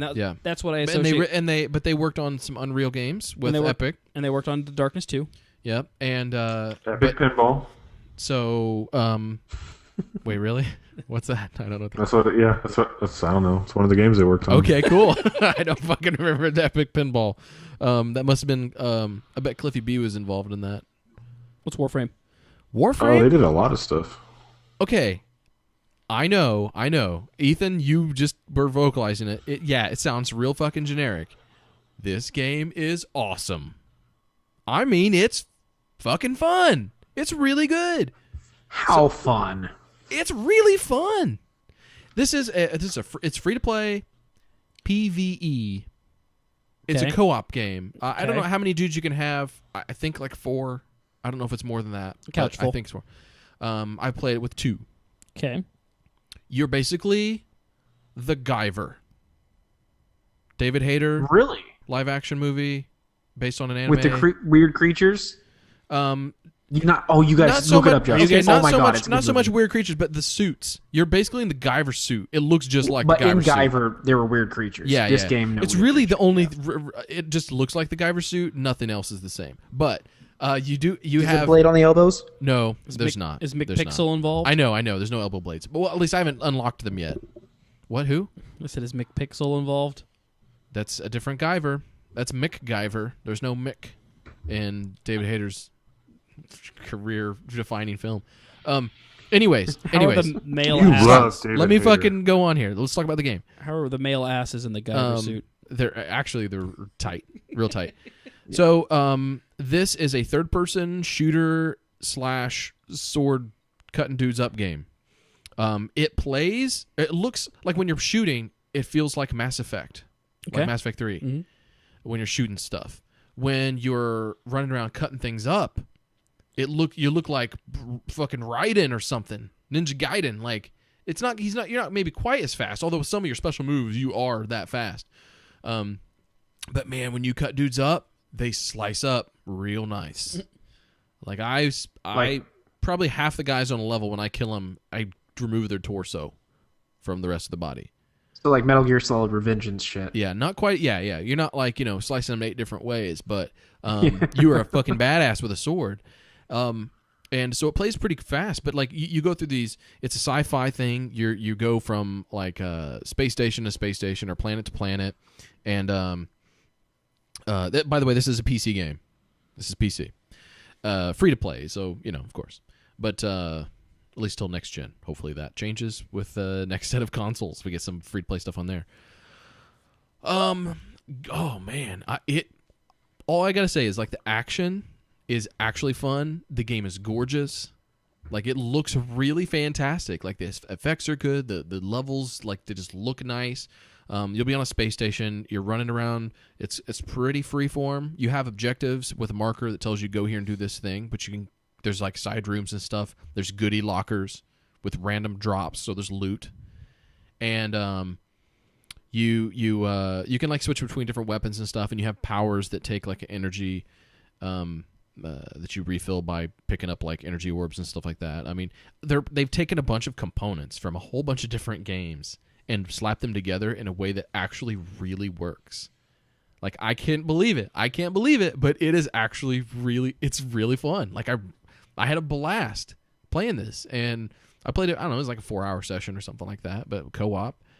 And we couldn't stop. We were like we went through like one section of like 4 or 5 levels, and we played through that, and we were shooting like, kind of generic alien dudes. Like they're aliens, but they're in armor and they got guns and stuff like that.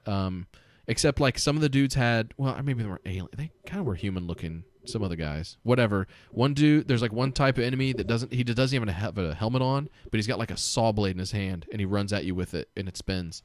And he tries to kill you with it. And you shoot him in the face, and his face blows off, and that's nice. But then we got into like another section of levels, and or another area of like the galaxy or whatever, and we were killing like it was like this infection, like a strain that is infecting people, and so there's like some zombie-like dudes, but then there's also like these weird like shit's flying around in the air and stuff's growing off the side of the ship, and so like really kind of different environments and a little creepy, and so I think Cole's. Is this boring you, Cole? Dude, I've been up since 4:00 this morning. Okay, Sorry. so it's not Warframe. No. Definitely not Warframe. And like when you get experience points and you level up your dude and your weapons. So the more you use a weapon, the more you level it up, and it's got this like a branching tree of like you can go these different paths of. So every time you like level it up, you can put your point into like maybe it's one way goes like you can get a damage, or you go the other way and you get like critical percentage chance goes up, but then like from there it branches out more. So there's like multiple chances to get more mod slots for like putting in power, plus 6% fire damage, and then your sword's on fire and shit like that. So it's got all these RPG elements. It's got really good shooting. The sword combat's fun. It looks really good. It's co-op. It's free. So what's everybody missing? I don't know, but it's in beta, so I don't think most people know that this even exists. But it's now, and you can anybody can go grab the keys for this game, and the NDA is up. So did you Founders Pack? Did you get sucked into for this? Yeah. No, okay. no, nope. This was just like I just got a key for this. So no, I didn't buy into it. I hadn't even seen this game until I played it. Like I had seen like a screenshot, and I thought that looks interesting enough. I should try this just to try it, and I went, well, holy shit, So I had no expectations, not low or high, just none. and it's really cool. You guys really should try this, and I'm sure we'll show it off too in video form. Yeah, why not? I'm excited. But any questions? Where the fuck did this come You from? want to play it tomorrow? I can't tomorrow. I'm out of town.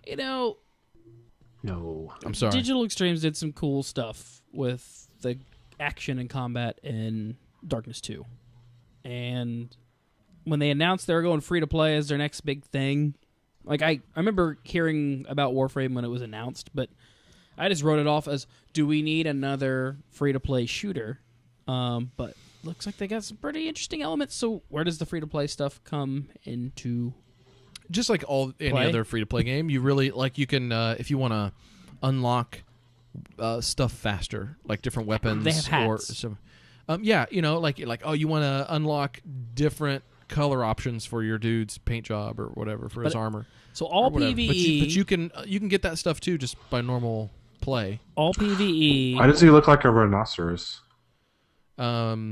That's just like they all look different. All the different suits have different like designs, but they all have that like organic armor kind of thing, like that Guyver kind of styling to the.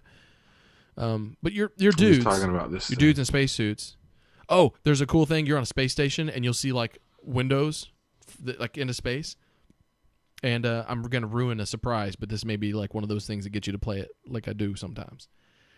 Like you'll see like explosive barrels and stuff, and or you just have like a big ass gun or whatever, and you can blow out the glass. We found out on accident. Shot a barrel, boom, and the glass blows out, and all the shit starts sucking out of it. Like the air starts going. Oh, that's a cool. Dude went out of it, and we're like, oh shit, we're dying. But the game, like the ship or whatever would bring down these after like 20 seconds or something. These shutters would come down and close it off. It was just like random little touches, like just little things like that. Just like really, really cool. Or their objectives where you got to like pick up this power module thing, pick it up and take it to another place on the ship. You pick it up and you can only use like one-handed weapon. It's actually in your guy's hand. Like what the hell? Oh, the other thing, the moves. Your dude has moves. Dance you moves? You can sprint and jump and aim with your pistol, and you'll do like Max Payne dives. Or or you run and hit crouch and you'll slide on your knees, and you're like suits made out of metal, and you'll hear it grind. You'll see sparks as you slide, but you'll I know slide why you up like really this far. game, Josh. And you can cut up dudes' legs with your sword while you're sliding, or you can shoot while you're sliding. Like, Because this guy reminds you of Gray Fox and or Raiden. Yeah. Yeah. I mean, a little bit. Yeah. Yeah. But more gunplay than that. So it's like Shepherd. It's like Shepherd Fox. Ooh, that is a really pornography-like name. Yeah. Or Fox Shepherd. Gray Shepherd. Yeah. Great. There you go. There you go. That just sounds like Salt and Pepper Shepherd, like on a soap opera. That would work. Sounds like Clooney Shepherd. There's like a lot of those little just like sweet moves. You're just always doing flashy things and I haven't felt that cool doing stuff since. I mean, Max Payne does it a little bit, but I would say more like an action Half-Life is the last game that really did that well. So how much content to this game as far as if it's a PvE game? Like, Maps. do you get a sense of scope at all? No, as far as... I don't know. It's one of those things where you have multiple missions available, different types of missions. You got to go here and assassinate. You got to go here and shoot stuff. I mean, there's going to be obviously you're just shooting stuff and cutting stuff up. So, I mean, there can't be that much variety to it. But at the same time, like, it's a free to play game.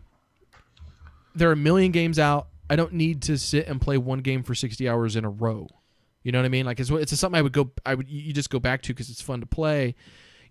I wouldn't want to play this kind of game just to burn through the content. That's not why you would play it. I mean, some people will because they just got to level up and get the next thing.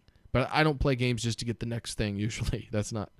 If it's co-op, that's just an added bonus that you have cool stuff to look forward to unlock. But I would never play it like that. So some people may play it and be like, "Oh, I'm out of content," but if you're probably doing it wrong at that point. Would be what I would say to it. Sold for free. Yeah, man. That's fucking awesome. Somebody in the chat pointed out. I think they went to the site. Maybe the keys. They don't have keys available on the site. Just Google it or go to Twitter and search for it because there are tons of websites that have keys to give out. I have not gotten into contact with these guys, so we don't have any keys to give out. But it might be worth just a little email and see. We'll let you know if that changes. But in the meantime, just search around because there are a bunch of websites that have a bunch of keys. They're really getting everybody into the game, but they're doing it via promos. Some of them aren't for Warframe though, so be careful. That's true. That is true. Yeah, it's badass. Let's stick with the theme here of generic names. War Thunder.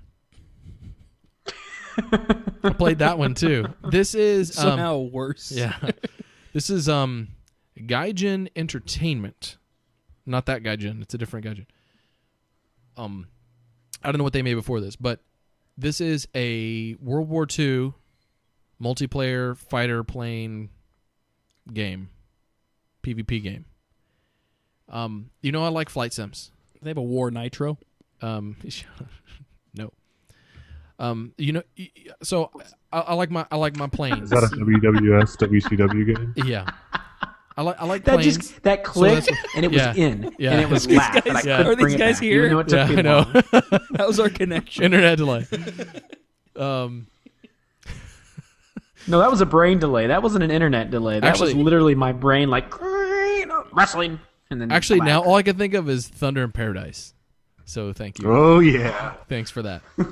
Now I'm thinking Macho Man. And now I think of Hulk Hogan. Now all I Hulk can think Hogan about is porno. having 2 tickets to paradise. God damn. So I Flight bought sim. 2 tickets to War Thunder, the game, and Front row. okay, it's in beta right Amen. now. It's in open beta. It is currently just the plane portion of the game. When it launches, it's going to be planes, sea dudes, land, tank dudes. Wait, what kind of game Dudes, not dudes. Sea dudes, Oh, is that mermaids. like an alternate history game where planes, World War II planes, World War and sea II was dudes fought. collide. Hey, the Pacific Theater in World War II was fought by mermen, and the historians don't want you to know this because they're controlled by the government, and the government has buried them because you don't know where Atlantis is at either. Right? Oh, I do. I watched a show on it on History Channel. Oh, well, then you're in the know. But most people don't get History Channel because they can't afford it because taxes and stuff. Okay, this is a controversial not, game. This is not like other like flight Doesn't sims. sound like it at all. So this is not No. like that.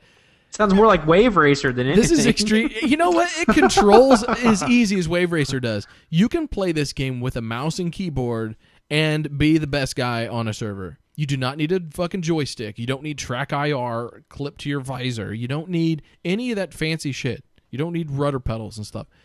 You can play with a mouse or an Xbox controller, and you can be very competitive in this game.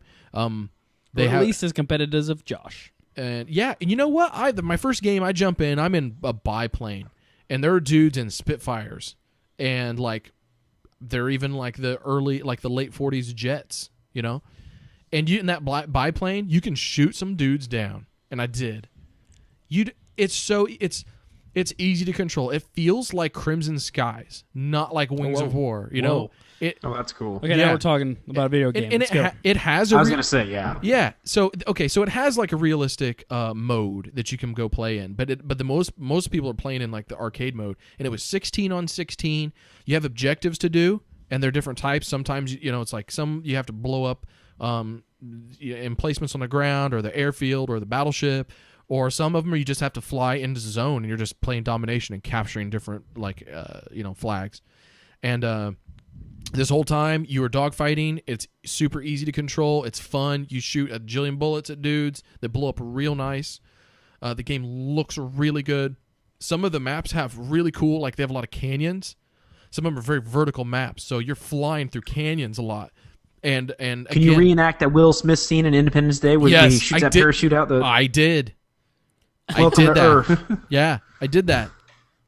I didn't. Minus the part where he ejects. But I had a guy. You have to modify. I had a guy chasing me, and I knew I was going down, and so I led him right into a mountain. And I knew I was already gonna die. I was bleeding out, and he crashed right into it. I saw it on kill cam. You get shot down, it shows you the other guy for a few seconds, and then. So yeah, it's good. This is free to play, so you have to if you want, you can pay money to unlock stuff early, or you can just get it in the game, just like all these others.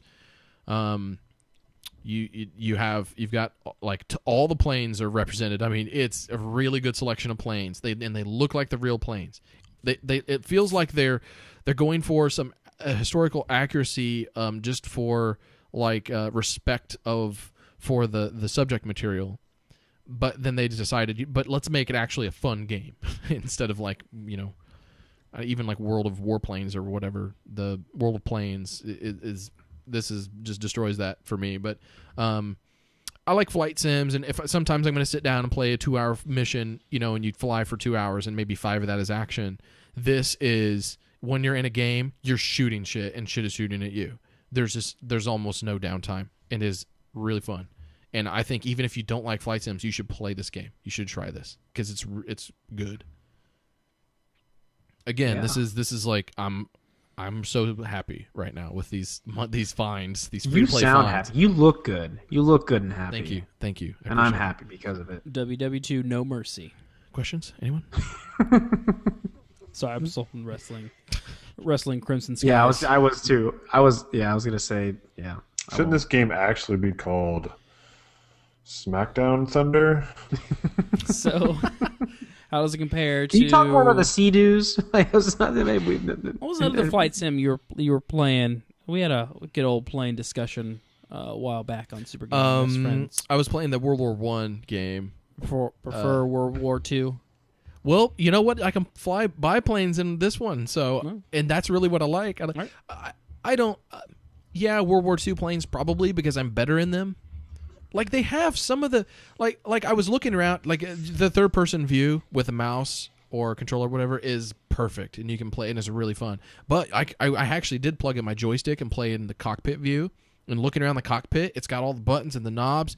And when I would hit rudder, I would see my guy's feet move. I would hit flaps, and I would see the little flaps thing move. Like, all the shit actually worked. It was working cockpit dials and levers and stuff. Working cocks! Yeah, it was really cool. Working. That was a different lifetime. I'd appreciate if you didn't bring up my past jobs.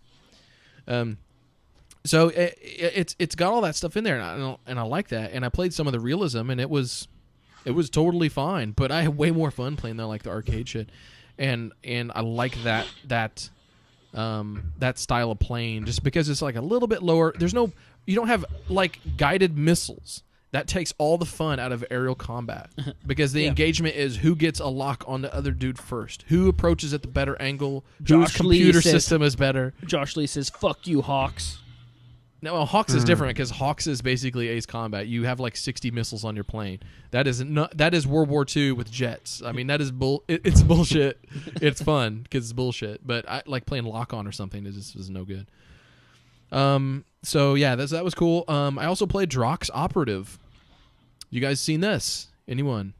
Never heard of this one. That's a good, unique name. This is a spaceship action RPG. It's the only wrestling reference I can make is Draws in it.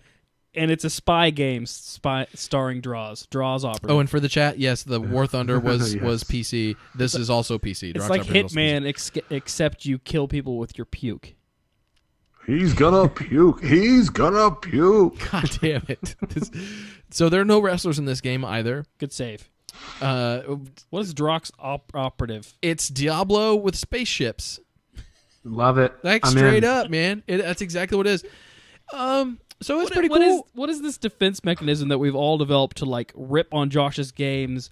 Because I think we know he's about to convince us to play it, no matter how stupid we think it is out of the gate. That makes me feel better. Thank you for saying that. Spaceship Diablo. So yeah, this isn't available on Steam. You can get this right from the source. It's like $20, I think, for the game. It's got co-op, so we should play it. This is like, it's not like super heavy on like the flight physics or anything, but it's not, you don't just turn on a dime. They have a little bit of, you got to actually like turn your ship around to go backwards. You don't just go back. You can fire in 360 degrees, so you're playing like WASD to move the ship around to fly it like you would like, I don't know, like the ship in Asteroids or something. But then you can use your mouse as the cursor, so you can fire in any direction. So your weapons are like turrets. But so it's really cool. This has a really cool system for all these different randomly generated, like the spaces. You when you start the game, you say, how big do you want your universe to be? How many races do you want in there? 12. So yeah, you can set those numbers. You can say just random, just generate anything. So you go into like a star system, and there's a bunch of planets. Some of them are habitable, some aren't. And there'll be all these different races, and you interact with them like you would in like Master of Orion or something like that, or Civilization, any of the 4X stuff. This is how but it's an action RPG. So there's loot and all that. And I mean, everything about an action RPG, it is that. And these are the guys that I think they did Den's Curse and some other, like, kind of B tier, like, action RPG stuff. So they have, like, a little bit of pedigree, and some of those were pretty well received by people. But this is the first one that actually appealed to me because of the, the aesthetic and whatnot. From Soldak Entertainment. Yeah, Soldak. That's it. And so you interact, you run into a race for the first time, and it's like, race discovered, and you have relations with them. And it'll show you, like, on a screen, you can see, like, what are your relations with all these different factions, and you can do missions for them. What kind of relations? And you can have sex with aliens. Question. What? It's an option. No, actually, maybe. I don't know. There might be a quest for that. You can trade with them, and you can take quests from them, and all that stuff. But all these, you're just a mercenary. All these other races, they're going to fight against each other. So you got to eventually pick sides. So picture if you're playing Diablo or something like that, like Titan Quest, whatever. And all the people you got quests from were fighting against each other, and you had to like choose. Like, well, if I go help them, these guys are going to be pissed. So you're like looking and seeing like who's the stronger faction, or who are like maybe you want to help out the little guys. So you're going and doing missions for them. But you're trying to play both sides, and you're trying to benefit from it without just trying to totally, screw yourself in the process. Play this game. Yeah. And the loot stuff is fun. The exploration is cool. Like, you actually go into uncharted territory, and then you go, what's here?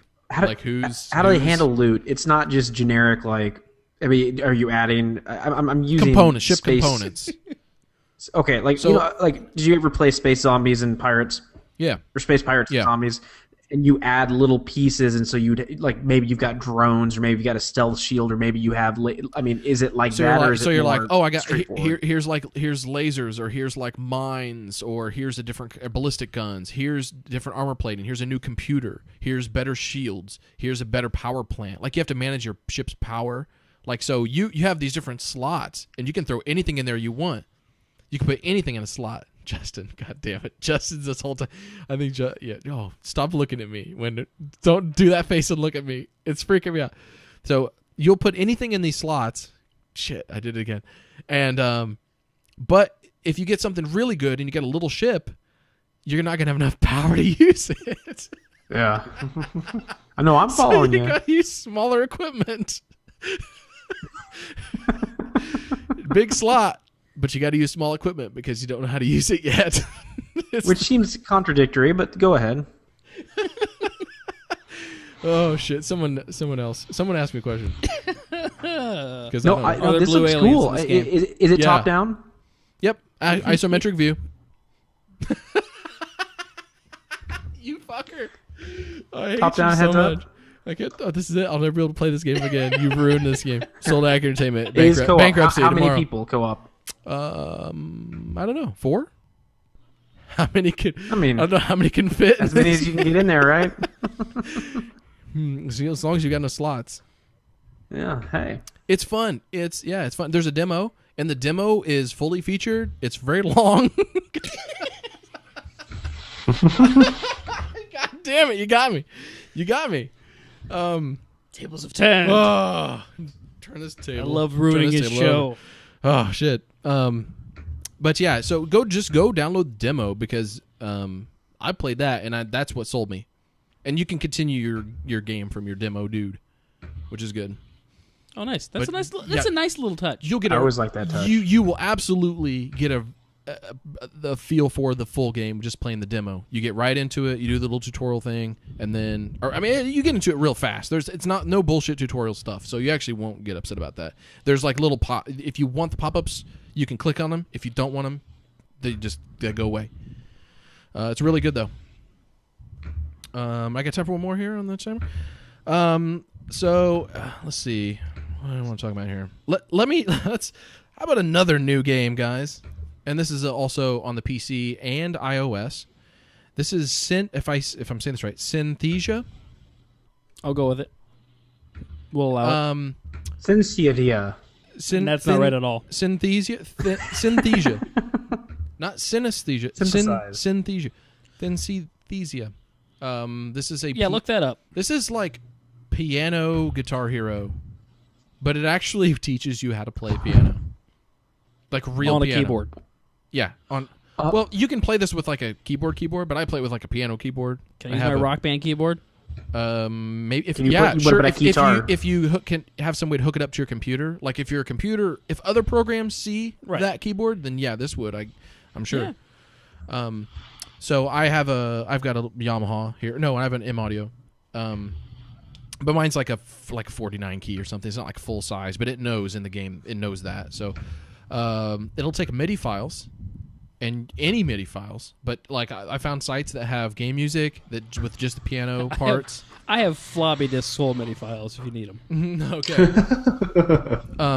So I found like the Mass Effect 3 soundtrack. And I have been playing. I've played other stuff too, but I've pretty much just been practicing end of all things. An end to all good night. Whatever the name of that song is, you know the one from Mass Effect, the one that makes you cry. Yeah, Ethan, you know that one. And God bless us, everyone. Yeah, that's the one. That's the one. God bless us, everyone, Shepherd. And it's so hard. I decided the other day. It's so fucking hard. I decided the other day when I hear that song. Yeah. Not only do I just go through all the emotions of everything. Basically, when that first note hits, and I know it's that song. Oh yeah. I feel 100 hours of my life getting sucked away and given to someone else. Yeah. I was like, oh God. Just one note on the key. I think of that child from the beginning. I feel the same way with Meatloaf's I Would Do Anything for Love. Yes, it's very similar. But you won't do that. No, but I think more about drinking. And then that crying. takes me to the happy memory of picturing Ron Perlman as the Beast. That is a happy picture. So, anyways, yeah, like I played the keyboard. I don't know how to play piano. I played the keyboard stuff in Rock Band 3 because I bought the attachment, and it's and that was hard enough. Like if you played like the full, what is it, pro mode. But I always like the sound of the piano, and I'm somewhat musically inclined. I don't know how to read music. I always read tabs or played by ear. You're so like with me. the piano, We kind of have rhythm. yeah, right. So with the piano, I'm thinking, okay, so in this game, it has a note chart like you would have in Guitar Hero or Rock Band, but it also has sheet music. Then you can put that on too, or you can see. I'm starting to kind of learn like chords and stuff. Like I can play the piano parts of the Hans Zimmer's Inception. The time from Inception soundtrack, like that one at the end that plays. I can do that one. No, that's not time. That's something else. It's a different track. Different, yeah. Look it up. YouTube. Can you play that one? No. Can you play that one, though? No, I don't have tubas. Will you? Get a tuba. No, I Get will Tuba not. Hero. I will not buy a tuba, sir. Plug your tuba into your PC and please play a Tuba Hero game. No tuba Hero. I would actually totally play that if they had a tuba attachment accessory. So I'm playing it. It's really hard. The game has like a score mode, but I'm actually using the pro stuff. They have the free version. You can like just play for fun. If you want to do the learning shit, you got to pay for it. And at least on fuck the PC. learning, dude. I hear you. No, I got the learning pack. And it was Learning's great. totally worth it. Oh, Totally let me worth tell it because it'll play the note chart like at full speed or half speed or whatever. But you can make it where it does not continue until you hit the right notes, and that's how I'm doing it. You would never not want to listen to me do this. No. I mean, it is really bad. I really want slow. to introduce you to Rock Band Blitz at this point. Is Kylie going to murder you at some point in the near future? I play that with headphones. Okay. And since it's just a keyboard, not guitar, like you can't hear anything. You just hear like the pressing of the keys. You don't hear anything. But yeah, it's cool. So if you want to learn how to play piano, this is actually not a bad way. This is pretty good because you can just dump in whatever you want to play, but just don't start out with like the Mega Man songs. Holy shit! I thought I would try that, or like the Symphony of the Night soundtrack. No, do not do it. And do not play fuck. that Mass Effect 3 song around me. When you see the notes, you see like two notes, and you're like, okay, I can do this, and then you see just like this shit. It looks like one of those Japanese arcade games where the dudes are just slapping the buttons like they're playing with the fucking bongo drums. Is that Pachinko? That's a totally different game. It's Japanese, isn't it? I don't think That's racist. I don't think Panchinko is a game. Panchanko. Panchanko. What is it? Panchinko? Ethan's from Texas. You need to stop, or you're Me no pony. We're gonna get a letter From who? From Memo everybody. From Pim. What is a good game that I could play to learn to play the sousaphone better? Susahiro. With this game, this is the game for you. It's called Bandcamp. Bandcamp Hero. So yeah, those are the games I've been playing. They're pretty cool and all cheap or free. And they all sound like games. Yeah, they're all games. So that's good stuff. So anyways, yeah, you want to let's do some HorribleNight.com updates with Justin Lacey. This is a fun part. Yeah, lots of stuff basically going on behind the scenes. We had a little bit of website issues this week and kind of pushed our plans to get our site moved over to a new server so it'll be running quicker for you guys. Hopefully in the next week. Cross our fingers that it works this weekend. So there might be a little bit of downtime on the site over the weekend, but don't panic unless I tell you to panic. And if you panic, we love you. Just don't do it at the disco. And then beyond that, we're still working on our best of Horrible Night. Kind of got sidetracked by, like I said, some behind-the-scenes stuff. So we will have voting on that eventually. It's probably going to be pushed to February at this point. And then, Ethan, you have a little news update about some game jams. Yeah, we're actually this weekend. I will be at the Berlin Global Game Jam, which is part of the big Earth-based game jams that go on, and there's a lot of different countries participating. This one is actually co-organized with the group, the Berlin Game Developers Meetup, which is I wrote an article about going to that game jam a couple weeks ago, and this is going to be a 48-hour game jam. Around between 150 200 people will be there. It's going to be exciting. I'm going to videotape. I'm going to get some cool interviews. Talk to some people who throw these things all over the place. The guy I was talking to is set one up for Johannesburg, and I know there's a bunch in the States. Australia. There's a bunch in England. It's an incredible reach on this. I didn't realize actually the reach that they had, and so expect to see some stories next week, some interviews, but then all together I want to put together not feature length, but kind of an in-depth view of what a 48-hour gaming game jam actually entails, because I did 8 hours and it was exhausting. And so 48 hours is literally 40 hours more than that. So it'll be exciting. It'll be fun. So we'll see what's going on. You should make some jam with some special ingredients that only gamers would like, and call it game jam, and then show it, and just to make people just sigh or go so it'd be Skittles, and then offer it up. And Mountain Dew. You'd be like, "Oh, look at me, the game jam," because everyone will groan, and it'll be great to get on camera. Hey, it sounds like the thing that you would be able to pull off that no one else would. I could absolutely do it. But for more information, you can go to www.globalgamejam.org. Look it up. Find your town. There's a ton of game jams going on right or now. Just and do it yourself at home. You don't have to talk to other people. You can just make a game. And then invite Ethan over to come film you while you do it. And I'll film you doing it and ask you questions and get real close with the camera. I love close-up shots. As long as you don't wear skin suits. Are we still talking about Drox? I love to see the Drox texture Operative? of your skin. You fucking ruined that game. You ruined it. That sounds awesome, Ethan.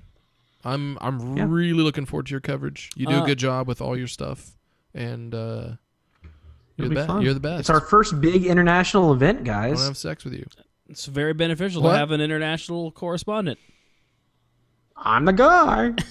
That's it. That's your fucking tagline.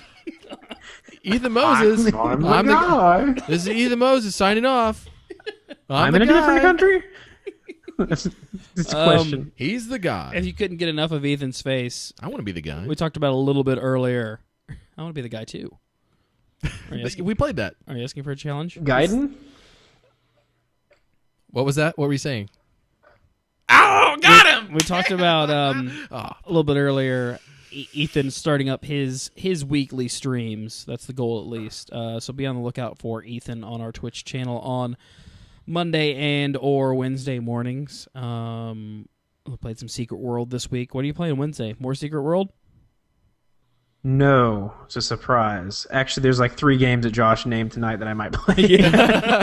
Surprise means he doesn't. So, if he ever says surprise, that means he doesn't know, because Ethan always lets us know when he'll he's be playing some something. 3D Drox Sex Villa 3. I'm going to be playing a sousaphone simulator. It's based out of World War II stories on a Sea-Doo. I will be on a Sea-Doo while I do it. So while you wrestle, you can expect some fun. I will have my wrestling gear on with elbow blades gear. So yeah. So yeah, our Twitch TV / Horrible Night's going to be a little bit more active upcoming here. Beyond just our and sexy too, and our YouTube.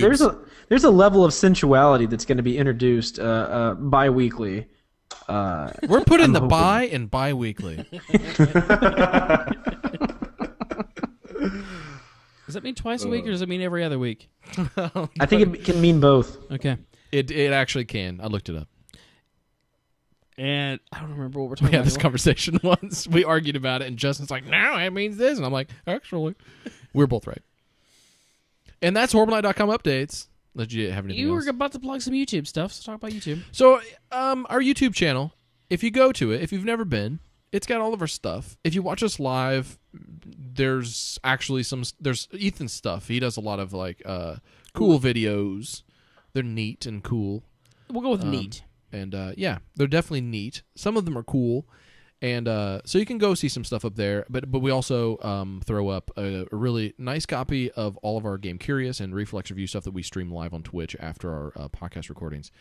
And that's going to just keep going. And we're actually putting up our shows on there too. So if you like the podcast and you're listening to these audio version, but you'd like to see the video, but you just can't catch us live on Twitch, you're going to be able to actually watch them this new season of both of our shows.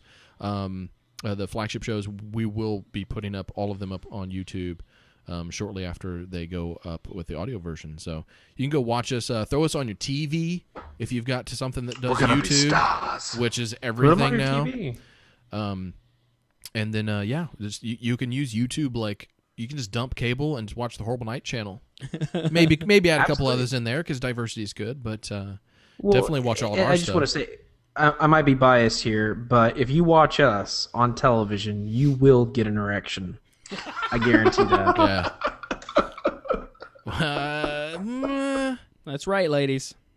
Maybe not like figuratively speaking. Well, we talked Like about an inside, Hey, it could be like dudes. an absolute erection. I don't think a lot of ladies. I think the demographics would show that it would be dudes that would actually be getting those. They get that inside boner. There would be inside, outside boners, sideways boners all over the place. That's actually our tagline for I was going to say, YouTube that's a page. really long tagline was what I was getting at, but I think we can work with that. We can work with that boner. He's your guy. That's it for Acronym. Horrible updates. So that'll do it for the regular show. For those of you that want a little bit extra, hang around here. We're going to do our threesomes. But we got to say goodbye to Cole. Cole's got to take off. Thanks for hanging. Bye, everybody. I don't know when's the See next ya, time we're Cole. going to see him on the Thanks show. for having me on your wonderful show. Yeah. If we don't ever see him again, it's been a real honor working with you. And then I blame the fact that he's going to join the Ghost Adventures crew in Vegas. Oh, I'll shit. fucking Yeah. kill you if you do that, dude. I need some affliction T-shirts in my If you wardrobe get- before I join them. Oh man. Yeah. If you actually get that job, you have to give it up. You have to be like, listen, I have to give my spot to Ethan Moses. I will. Don't worry. Okay. Thanks. I appreciate it. Yeah. I wouldn't He's a usually better take man. it from you, but that's No, dude, That's one. I can I yell. will pursue that job just to give it up to you. That is awesome. Nice. That's a That's friend. cool. That's Yeah, a that- real friend. Speaking is of really nice. erections, Yeah. So there goes Cole Monroe as he drops off. They've cut off his internet. He's moving tonight, actually. Anyways, and he's back. There he is. He's come back to That was say bye. another good He's timing. come back Another to good say timing goodbye. thing. So we'll see you whenever you're able to come back. You will always be our Yeah. Super Game best friend, and that will keep that seat warm for you. Justin will fart in it. Watch out for Chumley while you're in Vegas. Watch out for Chun-Li. Chumley. Yeah, Chumley. Maybe I'll do a live broadcast from the pawn shop. There you go. Try selling some of your old video intersect games. shows. See what kind of retro video games they have there Yeah. that are extremely overpriced. Can't imagine retro video games autographed by like Ray Charles or something, or Zelda. or Zelda Williams. This is going off the rails. Okay, bye, All Cole. right, I'll see you Goddamn. guys. See you, dude. See you, Cole. See ya. All right, and it's time for threesomes. We haven't done this in a while, right? It's yeah. been what, like probably maybe 5 or 6 weeks, I Yeah. think. I Since think we've it's done. been maybe 7 weeks. Seven. It I'm has not been even- exactly 7 weeks since we did threesomes. I'm excited. I'm gonna go ahead and read Cole's off. He says, "I have to leave before these." That's more than 3 words. He understands the rules. So, man, okay, I want to go first Okay. because I want to talk to Ethan about something. oh, okay. Okay. Let's talk about Resident Evil Retribution. Let's wrap. Let's do this. Yeah. So I just Let's talk about that. I just watched this. Where did you see it? Because this is out on Blu-ray and Amazon. On an airplane. Really? Well, actually, I rented it before I got on the plane to come back to Germany. Like on your iPad? Yeah. But I was on a plane. Oh, hang on. Sorry, live stream. Can you select our camera to our screen Oh, selection? that looks cool, though. I've totally butchered the thing. Just select him. It should get him. Where's his head in the? thing in the file. 250. Uh-oh. Write this down. A ghost just passed in front of it. Oh wait, you just need. Yeah, you just select him, and I'll get everything else. I'm gonna go ahead and sing a Sorry, song. live for stream. everyone. I'm fixing this.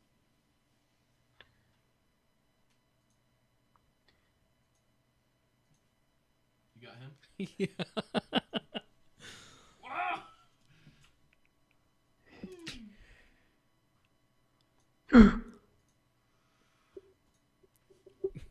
There we go. Start it over.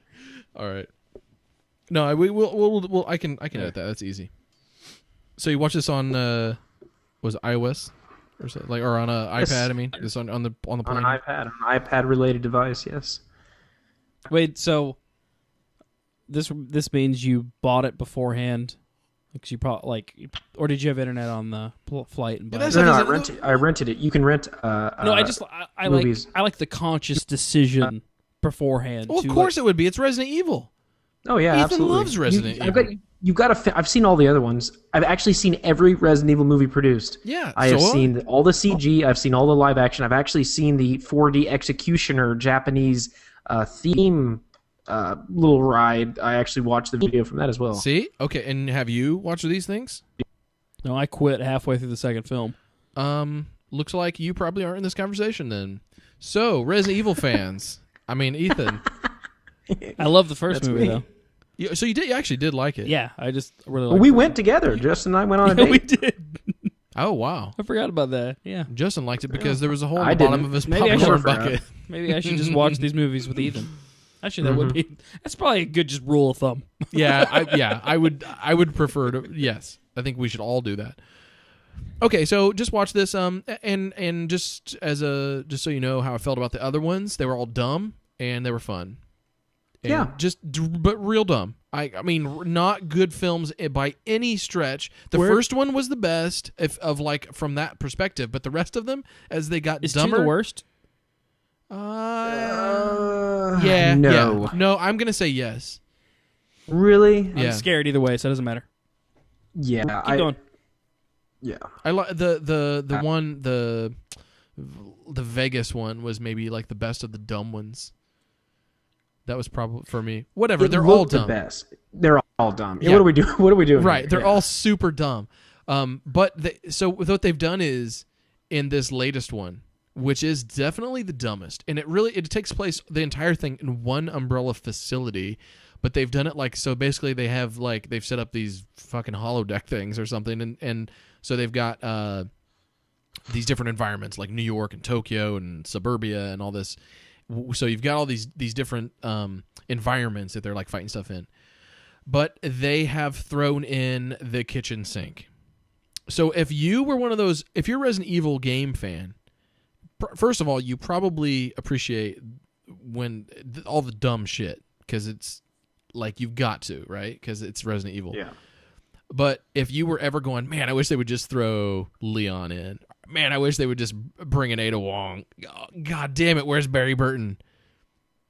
Good news. This game fucking has everyone. Also, if you're upset that they killed off anyone like Carlos or Michelle Rodriguez's character or the nameless lieutenant from the first one, or Black Captain, yeah, Black Captain. Yeah. then guess what? They've brought them all back, and it kind of makes sense. Like, I have no. By the way, we can spoil anything here. Do you have any?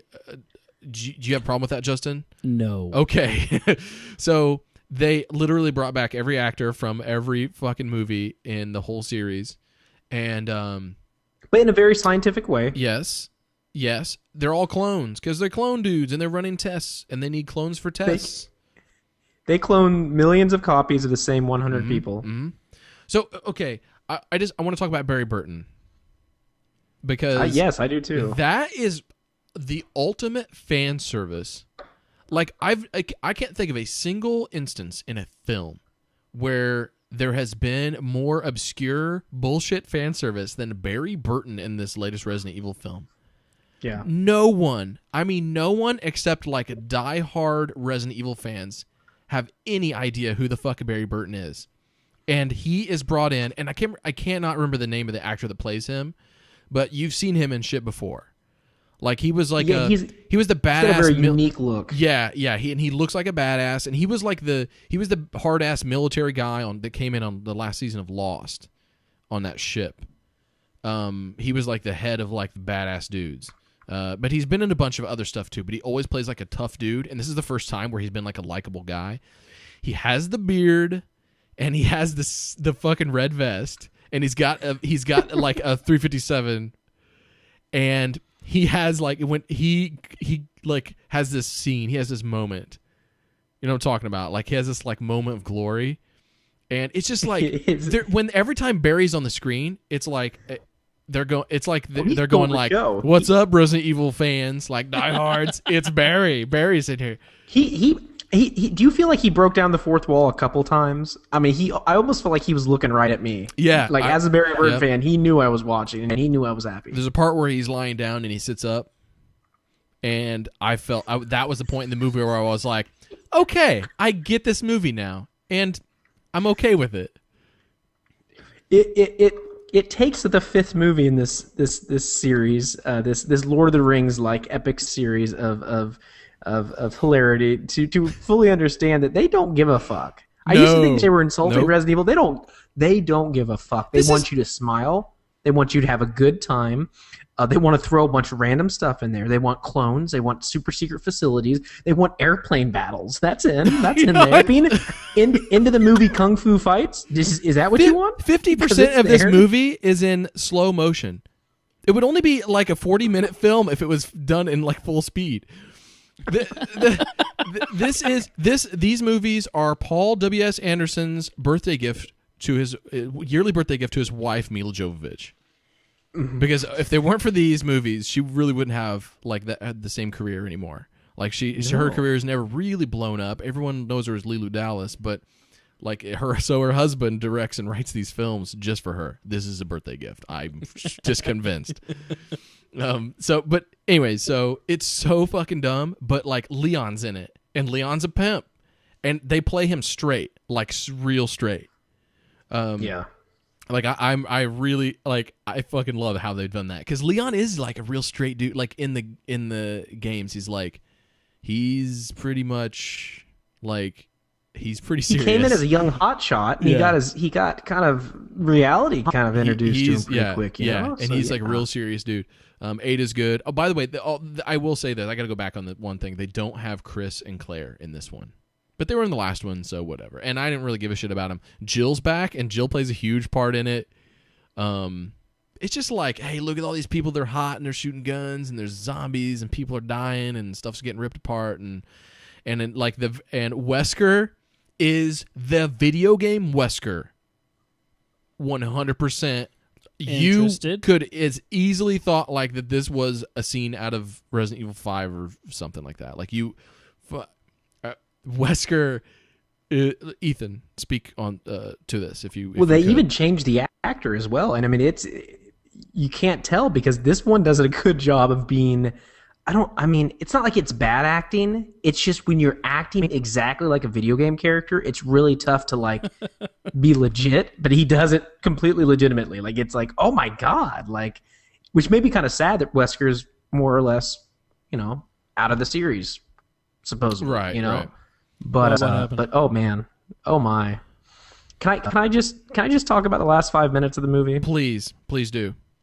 So basically, there's going to be a sixth movie. I mean, already announced, yeah. Okay. Right. So at the very last end of the movie, it's just a clusterfuck. But then they pull out.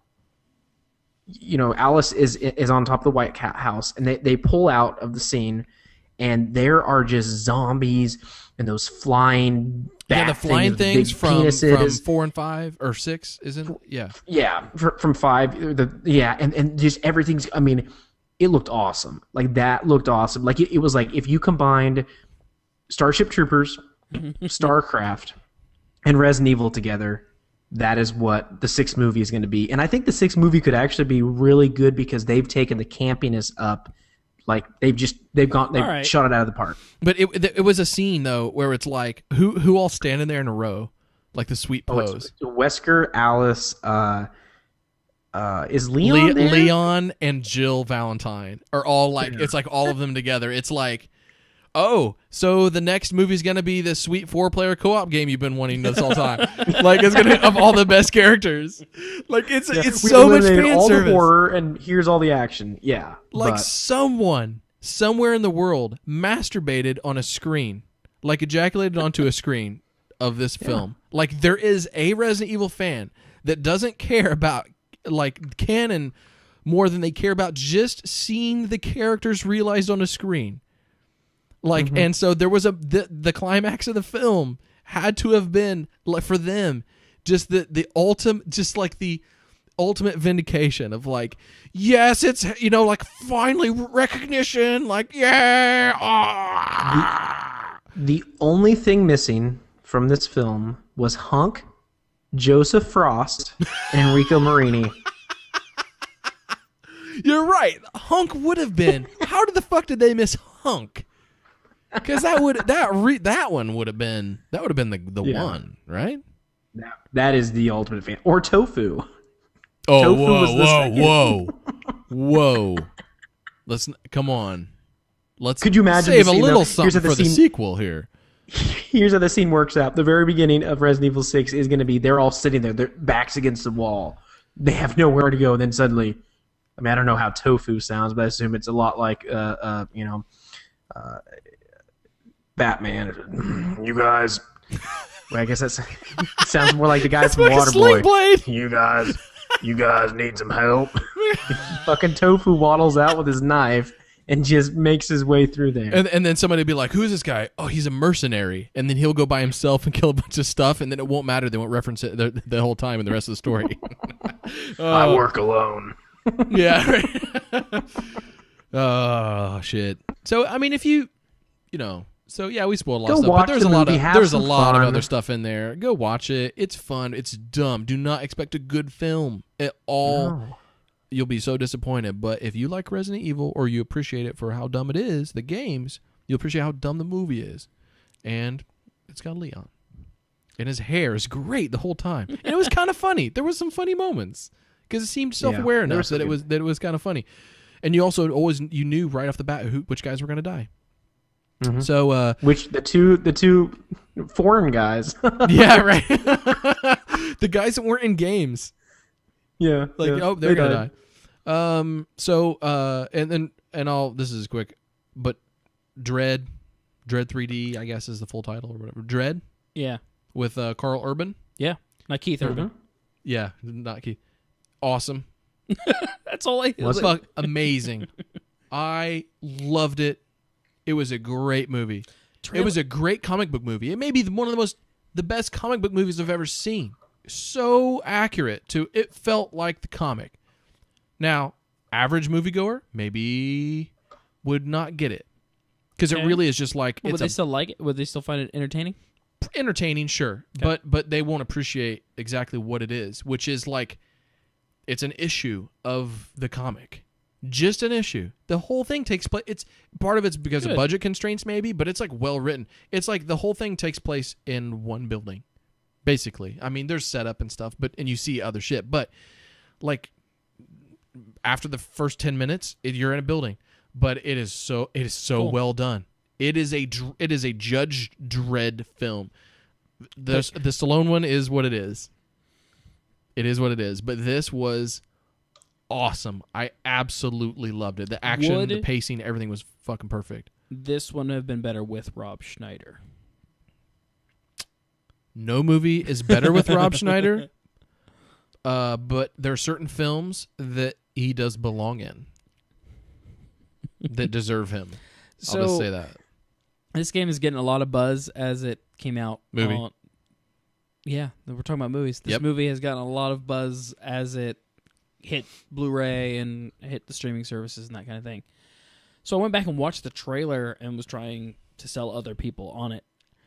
Trailer still doesn't do it any services. Like I have a feeling I'm gonna enjoy this movie, but I can't get myself hyped for it for whatever reason, just because. It's like $4 on Amazon on demand. Like go rent the HD version and watch it. It's fun. It's but you know, so sometimes fun. Sometimes I get in that mood where like it's like, okay, I'm gonna watch like dumb action movie or like whatever. So the next 2 hours I'm gonna dedicate to a movie, or I could just pick up random game. And those are the moments where I have trouble just picking a movie to watch that I'm not really that sure about. And this keeps falling in that category because it's been available for a week or two now, and I haven't pulled the trigger yet. You definitely should watch it. Like you'll appreciate it. I think most people, like, if you don't like it, you don't like probably action movies. Like you don't like to see like lots of guns being shot. But also, if you don't appreciate Judge Dredd, like you probably don't like any comic films. But it's gritty. It's like that dark gritty. It's not like the original Stallone one. It's not like that weird. I mean, that was like, you think like that's a weird that's funky 90s sci-fi. That's how that feels. Well, that was just. They just had a lot left over from Demolition Man, so they just pushed it right into the new Judge Dredd. I mean, that's always how I felt Judge about Dredd it. before or after Fifth Element? Because like I also have like some of the special effects. From I don't know, but yeah, but that was no, that was before. That was before because they had some terrible effects in Judge Dredd. But this one is just way more true to the comics, and I loved it and it doesn't try to be more than what it doesn't try to like this. Like this is our budget. Let's make a movie that fits in this, so it can't fail at anything. And Lena Headey, whatever, she plays Ma, and great bad guy, awesome. She does a great job. So watch that. It's badass. And then and also I want more comic movies to do issues of comics rather than take on the world. Yeah. I don't need the full backstory and all this shit. Give me a chunk. Because you're not going to... I don't know. Well, give me a good story from there's that line, you know? You're not going to give me the 12-episode miniseries or the 12-episode season-type show for comics. Yeah. And that's, I think, when I talked about The Amazing Spider-Man a while back, that was kind of my issue. Like, I don't mind that you have to reboot it, but it's just like... I kind of just want you guys to get to it because all of these comic book movies have been set up. Yep. And I kind of just want the stuff to happen now and I'm fine with like, you know, them not having to explain the origins of everything or like it be at the tail end of something. So it's kind of... You learn more in this film about the character that Olivia Thirlby plays, that Judge Dredd is just basically taking on like a... basically, it's a test to see if she's going to be a judge. And you learn way more about her character than you do Dredd. You know he's a quiet badass. And that's about it. You know there's obviously more there, and he's been at it for a long time, but they don't show a fucking flashback of like, oh, here's Dredd as a kid. Like, no, you don't fucking need that. Quit that shit. Stop it. Stop it. That's, you know what I mean? Like that's what I feel like. I wanted to say that. No goddamn flashbacks. I don't need to know that shit. He's a badass. Good. Let him just play the fucking character. Anyways, Dredd's awesome. And then the last thing, I've actually been reading some comics. I'm going back and reading Infinity Gauntlet in preparation for Avengers 2. Oh. I thought you were just going to play some more pinball.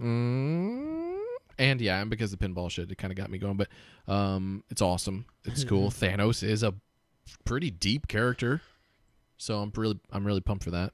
Have they cast that character yet? I don't know. Okay. I don't know. But yeah, that would be. Hopefully, there's a lot of him on the screen because that character is cool. Like he's ambitious, like really ambitious. But he's just not. He's kind of deeper than like your average bad guy. He's not just. And not just in like I'm more clever than you. Like Dr. Doom always feels like I'm 2 steps ahead. But I never feel like he is very like emotional and all that stuff. And I feel like Thanos is just like a... He's got some motivation. Yeah, absolutely. And you know what? He doesn't have to be like... Some of it is just really kind of personal. You know? Like he's in love with death. So, you know, I mean, he's, you know, it's kind of weird, but yeah, it's fucked up, but he's just like the embodiment of death. He's in love with her, and he's like, he wants to be the most powerful dude in the universe, but more than anything, he really, really needs her approval. And he even, like, he becomes, like, the most baddest dude in the universe, but he's still, like, and he's more powerful than her now. But he's still like, he just really, really needs her to acknowledge that. And he's like, fuck, when she doesn't. He's so mad, and he goes and kills a lot of other people. And that's the plot for Darksiders 2. And that's it. Yeah, that's it. But then also, my good buddy Mike gave me for Christmas The List. And this is an Avengers set of books. Or well, some of it's Avengers. There's other... This is a graphic novel or trade paperback. It's a collection of stories from, I don't know, like maybe 4 years ago or something like that, or 3. It's fairly recent, though, in comic terms. And Norman Osborn in control of the Avengers at this point, if you know any of that stuff. Sure. He was the Green Goblin. I would never trust James Franco with that type of power. Okay, all right. so he eventually, well, this would have been Willem Dafoe's character, I think. Norman. Okay. This is the dad. My bad. But more acceptable. I don't know who Harry is. Maybe not. I don't know if he's in the comics or not. But he's not in the ones I read. But he may be in like Spider-Man. I apologize. No. It's okay to think that. I still, for the record, would not that trust whole family, James Franco the family to run their Avengers. But I wouldn't either. Going on record. So a bunch of shit happens. Bad guys are in charge of the Avengers. Avengers bullshit. The good guys are still out there fighting the good fight. So there's this is a really good collection of stories, and I'm reading all the other stuff too, that, you know, trying to catch myself up in all the things in Marvel. But I got to say, and this is kind of a spoiler thing, but I don't think anybody listening really gives a shit. You should write a guide for how to get caught up on Marvel. So yeah, I probably should. And so there was if you keep up with the Punisher. So the Punisher, and this is, if you read these comics, just, you know, skip ahead like a couple of minutes. I won't take long on this, but. So the Punisher, something bad happened to him. If you just read his books, you would have seen this, I guess. But his book turned into Franken Punisher because he was dead, and then brought back to life as like he's like sewed together like other parts and shit, and it becomes Franken Punisher. But his first name is Frank. I know. Yeah, and so does he live in a castle? I don't know. I didn't read those books. Frank and Dracula. So Franken Punisher, like he goes, or Frankencastle might have been the name of the book. Fuck, I don't remember now. I don't know. But anyway, so Frank Castle he's like brought back to life, and then he eventually gets his body back and stuff because it's comic books. And this is every Monday on ABC. That's right. But in this book, it had the Punisher issue where he died, and I got to tell you, Wolverine's son, Daken, if you know Daken, not the band, it's Daken. I don't know how to pronounce it. I never heard anyone say it. No.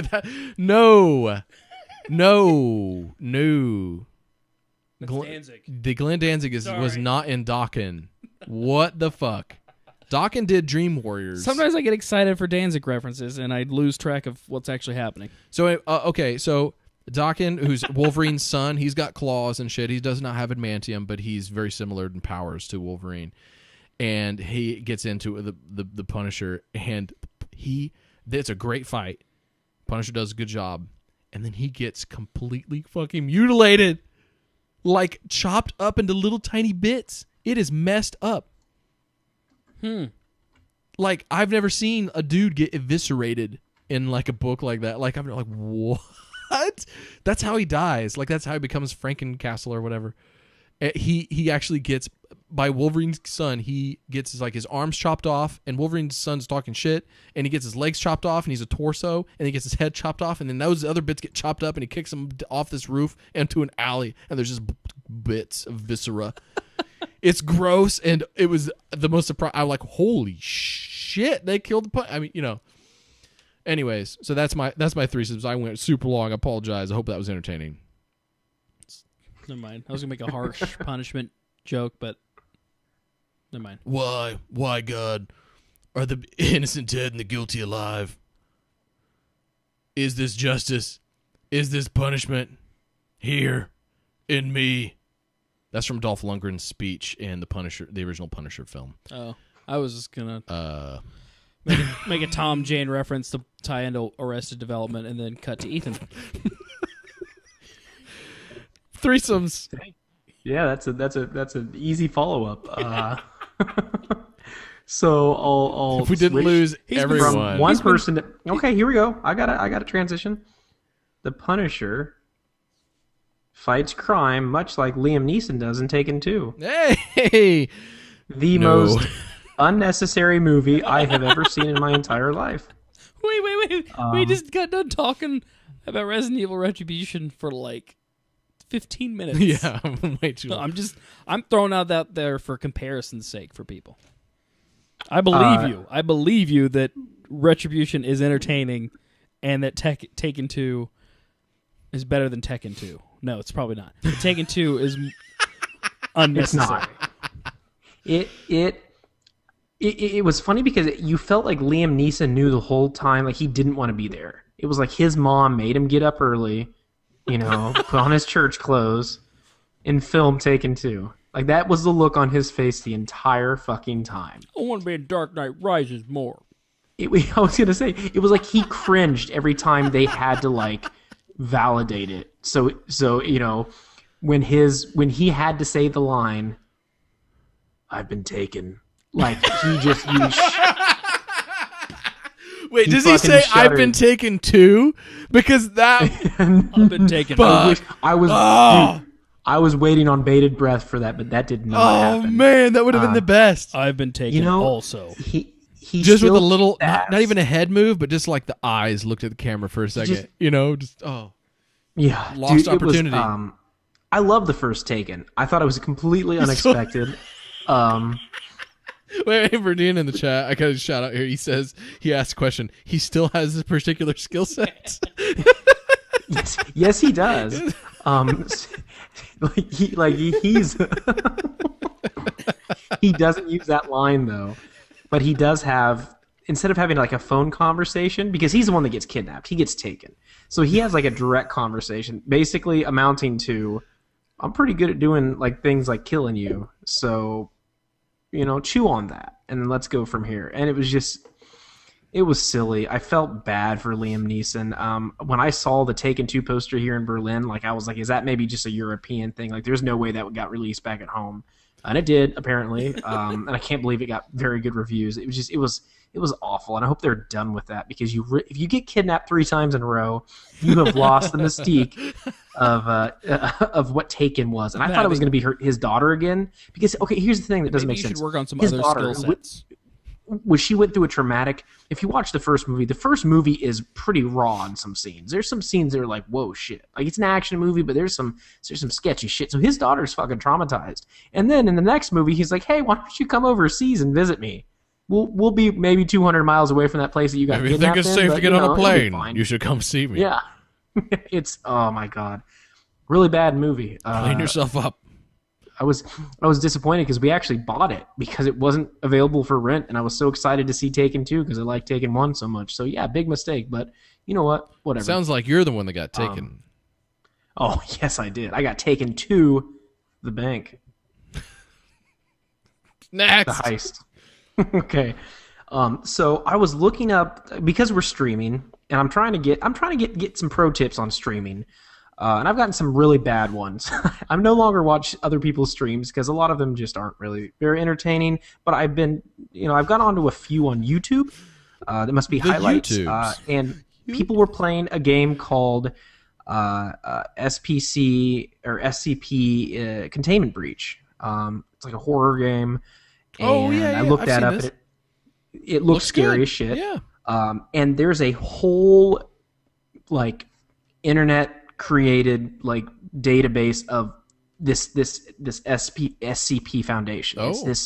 It's this entity that basically controls all the supernatural and that kind of shit that goes on Earth. So they have these big warehouses, like Warehouse 13 without like the goofiness, but there's a little bit of humor in there as well. And basically it's user generated content. What I'm doing right now is I'm reading through all the different entities that they've captured. Wait, do they have a website that is like really crazy in depth, and it looks like a bunch of fucking documents and stuff? Like I couldn't figure out how to download the game off of the website. Like it was so. No, it's actually there's SCP. Let me see. I've got the right thing though, right? Like this is the thing. It's a Containment Breach, the game. Look up Containment Breach, the game. That's the game. Okay. And the site actually is just fiction. From this. Yeah, like the site is the fiction. The game has been created based on the fiction, and they support each other. I mean, the people that did the fiction are okay with it. And I mean, again, there's all kinds of cool stuff. There's like locations they talk about, and so basically, like in Containment Breach, you are one of these test subjects, and basically this foundation uses people. They're D-level personnel. They use people to test these different things out. So, for instance, there was a barn that if you open it with the wrong key, it pulls you to pieces. And so they test people so they can figure out like applications for all this stuff. And so these D personnel are just seen as just cannon fodder. And so that's kind of the kind of dark humor of it, is they're just kind of these test subjects and they deal with it. And so in the game, you're actually one of these test subjects and you're trying to actually escape. But there are like 1,000 entries, I think, of different, between monsters, objects, locations that people have not only written about in detail, but have also, like, in very sciencey terms, have described like how to contain these things. So everyone has like a very specific and they have to follow within the lore and all this kind of stuff. And there's like addendums and all this. I mean, it's intense, but holy shit, is it entertaining? I mean, it is some incredible content and just real good breath of fresh air when you're looking on the internet and trying to find interesting stuff to read. It's not it's not schlocky. It's they take their shit seriously, but they have some fun with it as well. So I read the hell out of that. I think I've read maybe 100 entries, so I'm not even close, and that's really exciting. Love it. Yeah, I don't think cool. I don't think I've ever read the Still hell know out what of it is. anything. I still don't know what it is. You have to go to the website.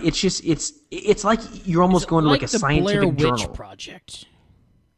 Yeah, it's cool. So it's if you like mythologies and that kind of stuff, it's not necessarily a story per se, but there's some stories written based on this stuff. But it's actually just basically like it. So if you look at a book and you deconstruct it, all the objects and people involved with it, that is what they're doing. It's like the deconstructed view of what an overall story would be. So, it's check it out. SCP Foundation, search it. I'm gonna need you to write a 5-paragraph essay about what you just said. He'll do it. Why would you say that? Don't waste your time on that. Don't do it. I'm telling you, you don't have to do it. Don't do it. He's already doing it. You just have to check it out. He's doing it. If you like to read, you'll like this. This is loosely related, but I was thinking this just reminded me of the Secret World, and absolutely. It would be kind of fun to have a live stream of someone playing Secret World while people are looking up all the info on all the stuff that you're running across, and kind of spitting out Wikipedia entries basically out of all the history of everything you're actually seeing. So here's maybe a good comparison then between that, or maybe how the contrast between this. And so in the Secret World, you're more or less trying to save the Earth, whereas the SCP people are trying to save the Earth, but they're doing it in a very demented way. So you save people in the Secret World, and the SCP, they may use you as a test subject. Or if you have magical powers, instead of putting you out there and being like, hey, save the Earth, they're going to lock you in a cell and study you. Okay. So that's the big difference. So it's dark. I mean, there's some darkness to it. I but think I'd rather good. play the Secret World than discover that I'm Secret awesome. World's a lot more and somebody uplifting. lock me away. You can imagine that. Huh. If you choose the Oriental path, you get a blowjob. Plenty of blowjobs in this game. Just saying. This series. You know how I said I had orange chicken earlier? You really meant That was my fortune cookie. no. Last one is a warning to everybody. It's not going to be me. I'm just letting you know now. I got a book. It is a collection of short horror stories by Al Sorrentino. And when we think horror stories, we think ghosts and goblins and scary stuff like that. There are other elements of horror that come into play, such as rape and child predators. Ghostbusters. That wasn't Ghostbusters, the first one. Was it? Dan Aykroyd. Yeah, he did get a blowjob. Yeah, he got a blowjob, and he didn't even he didn't have a choice. He enjoyed it, but was that was he going with it? I don't know. I was looking that is for serious some business, and we glossed over that. We should have a show about that. I think this is an I'm alternate. just saying, this book is fucking dark. If you don't want it, don't get it. I'm shocked and dismayed by some of the stories. Good stories, but it's a different kind of horror. The kind of horror you see on the news that makes you really not sleep at night, as opposed to like the fictional type stuff. So there's some fictional stuff in there, but holy shit, be careful. That's all I got. Wow. Ended on a dark note. Yeah. Not a brown note, a black note. Real black. Bong. Let's see if I can build this back up here. Please do. We'll start morose. So you're talking piano music earlier. Yeah, I was. And in that time period of my life where I may or may not have played that Mass Effect 3 song on repeat for over 20 times in a row. How about that acoustic cover? It's pretty cool. That was pretty good. It's still sat on a guitar also. Yeah, that was good. It got me thinking about the Dear Esther soundtrack. I may or may not have talked about this before, but I don't remember this. went out and bought this. It's by Jessica Curry. It's very, very atmospheric, but it's all piano based. And I'm a big pursuer of video game music, and finally tracked down this soundtrack, and it's been what I've been writing to most evenings. It's really, it's not depressing, but it's just really low key. And but the final track is the final track that, if you've played Dear Esther, is the ending of the game. Kind of just it leaves you with a very interesting feeling. So that's my other song that I just keep playing on repeat. Makes you want to just jump off a tower. And Yeah. so I recommend that. Yeah, pretty good. I've and listened then- to that before. Like back when it came out, I remember. But then since then, I kind of forgot how good that was. But I've been having a heavy dose of like chip tunes and then Combi Christ from Devil May Cry. Wait, what'd you call it? Was it Combi Christ or Combi Christ? I've heard both. Pretty sure it's Combi Christ. Okay, we'll go with Combi Christ. You know, I've always called him Combi Christ. If it's wrong, then guess what? A lot of people are wrong, and they should probably do something about that. So when I'm not in the mood for aggro tech music, this was a nice alternative. But I highly recommend the soundtrack. And then I don't think, actually I do. I think this might be on Bandcamp.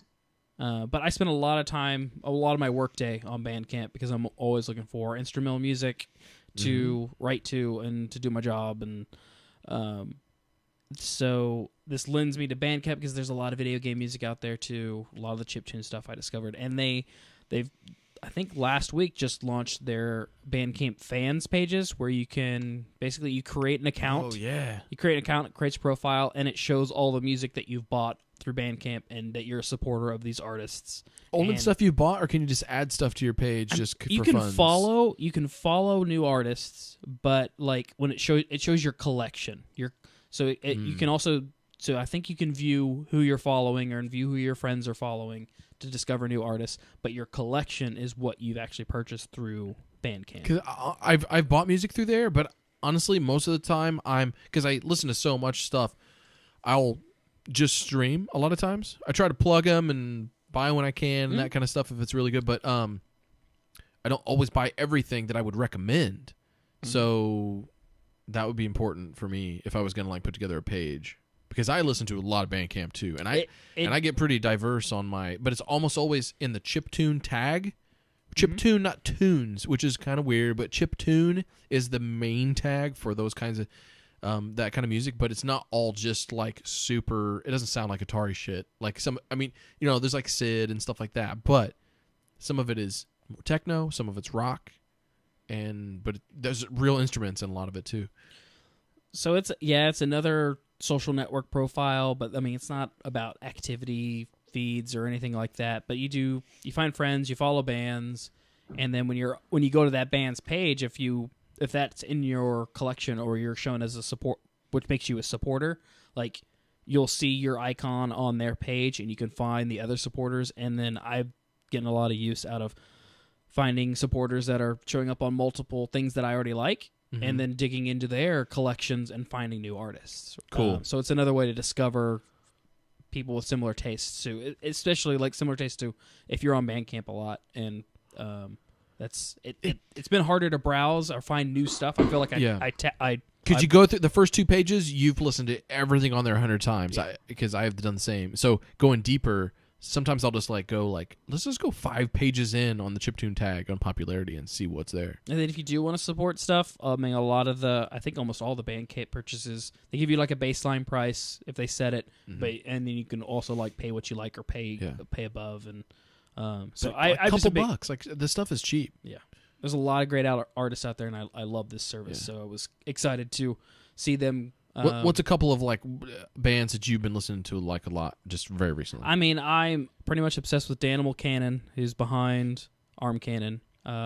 His chiptune stuff. I forget who he's been working with another artist that they just put out a new album last week.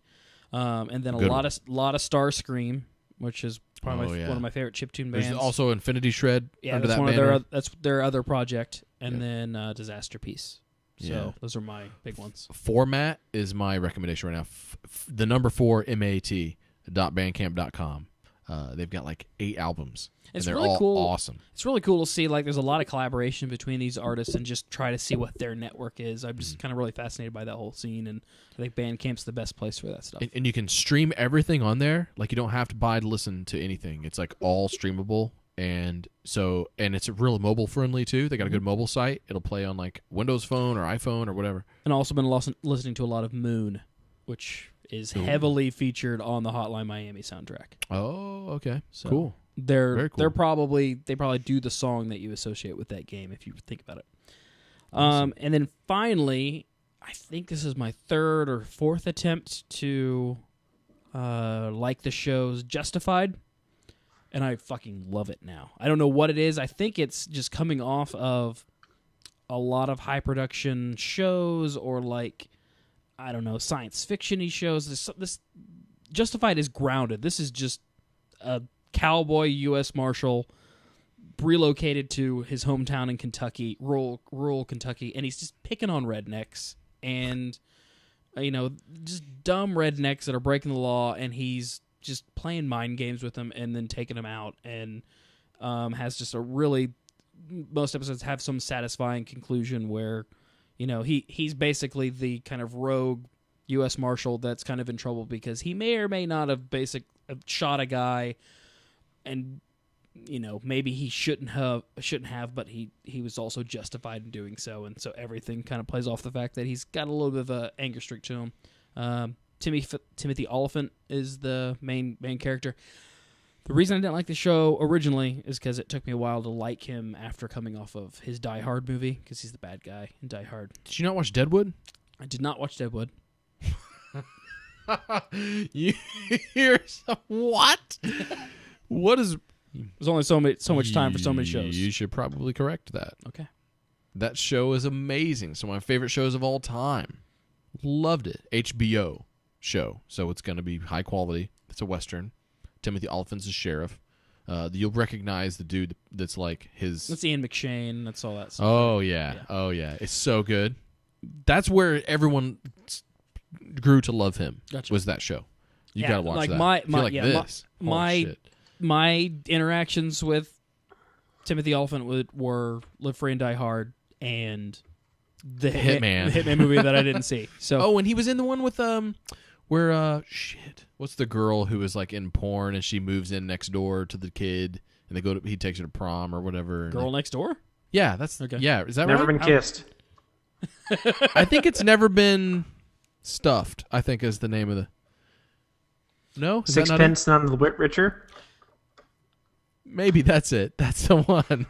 Anyway, there's Girl Next Door, something really kind of simplistic about this show that I really like, just because I've been watching a lot of, like I said, I'm coming off of a lot of serial dramas that, they're really heavy, and this thing, I just like getting kind of a light episode and just being behind this guy and waiting for his, snarky moment, or just when he tricks a redneck into giving up exactly what he wanted, and so it's really fun to watch. You watch this with your girlfriend though, right? Mm-hmm. Okay, that's what I'm just like, why do you watch this? Because I mean, it sounds fun and all, but you have other things you should be doing, like reading a comic book.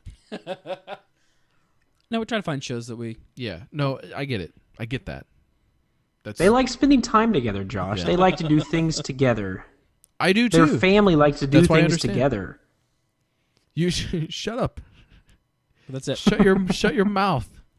Shut your mouth. Shut it. Cool. That's cool. That'll do it for our threesomes. Thanks everybody. Thanks Ethan. Thanks Justin. This is always fun. Super Game Best Friends will be back in 2 weeks. In the meantime, check out The Horrible Show next Tuesday, 7:30 Eastern Time live. You can always catch us the following day on Wednesdays on horriblenight.com. In the audio version, and then check out our videos on YouTube and our live stuff on twitch.tv/horriblenight. So until next time, See ya.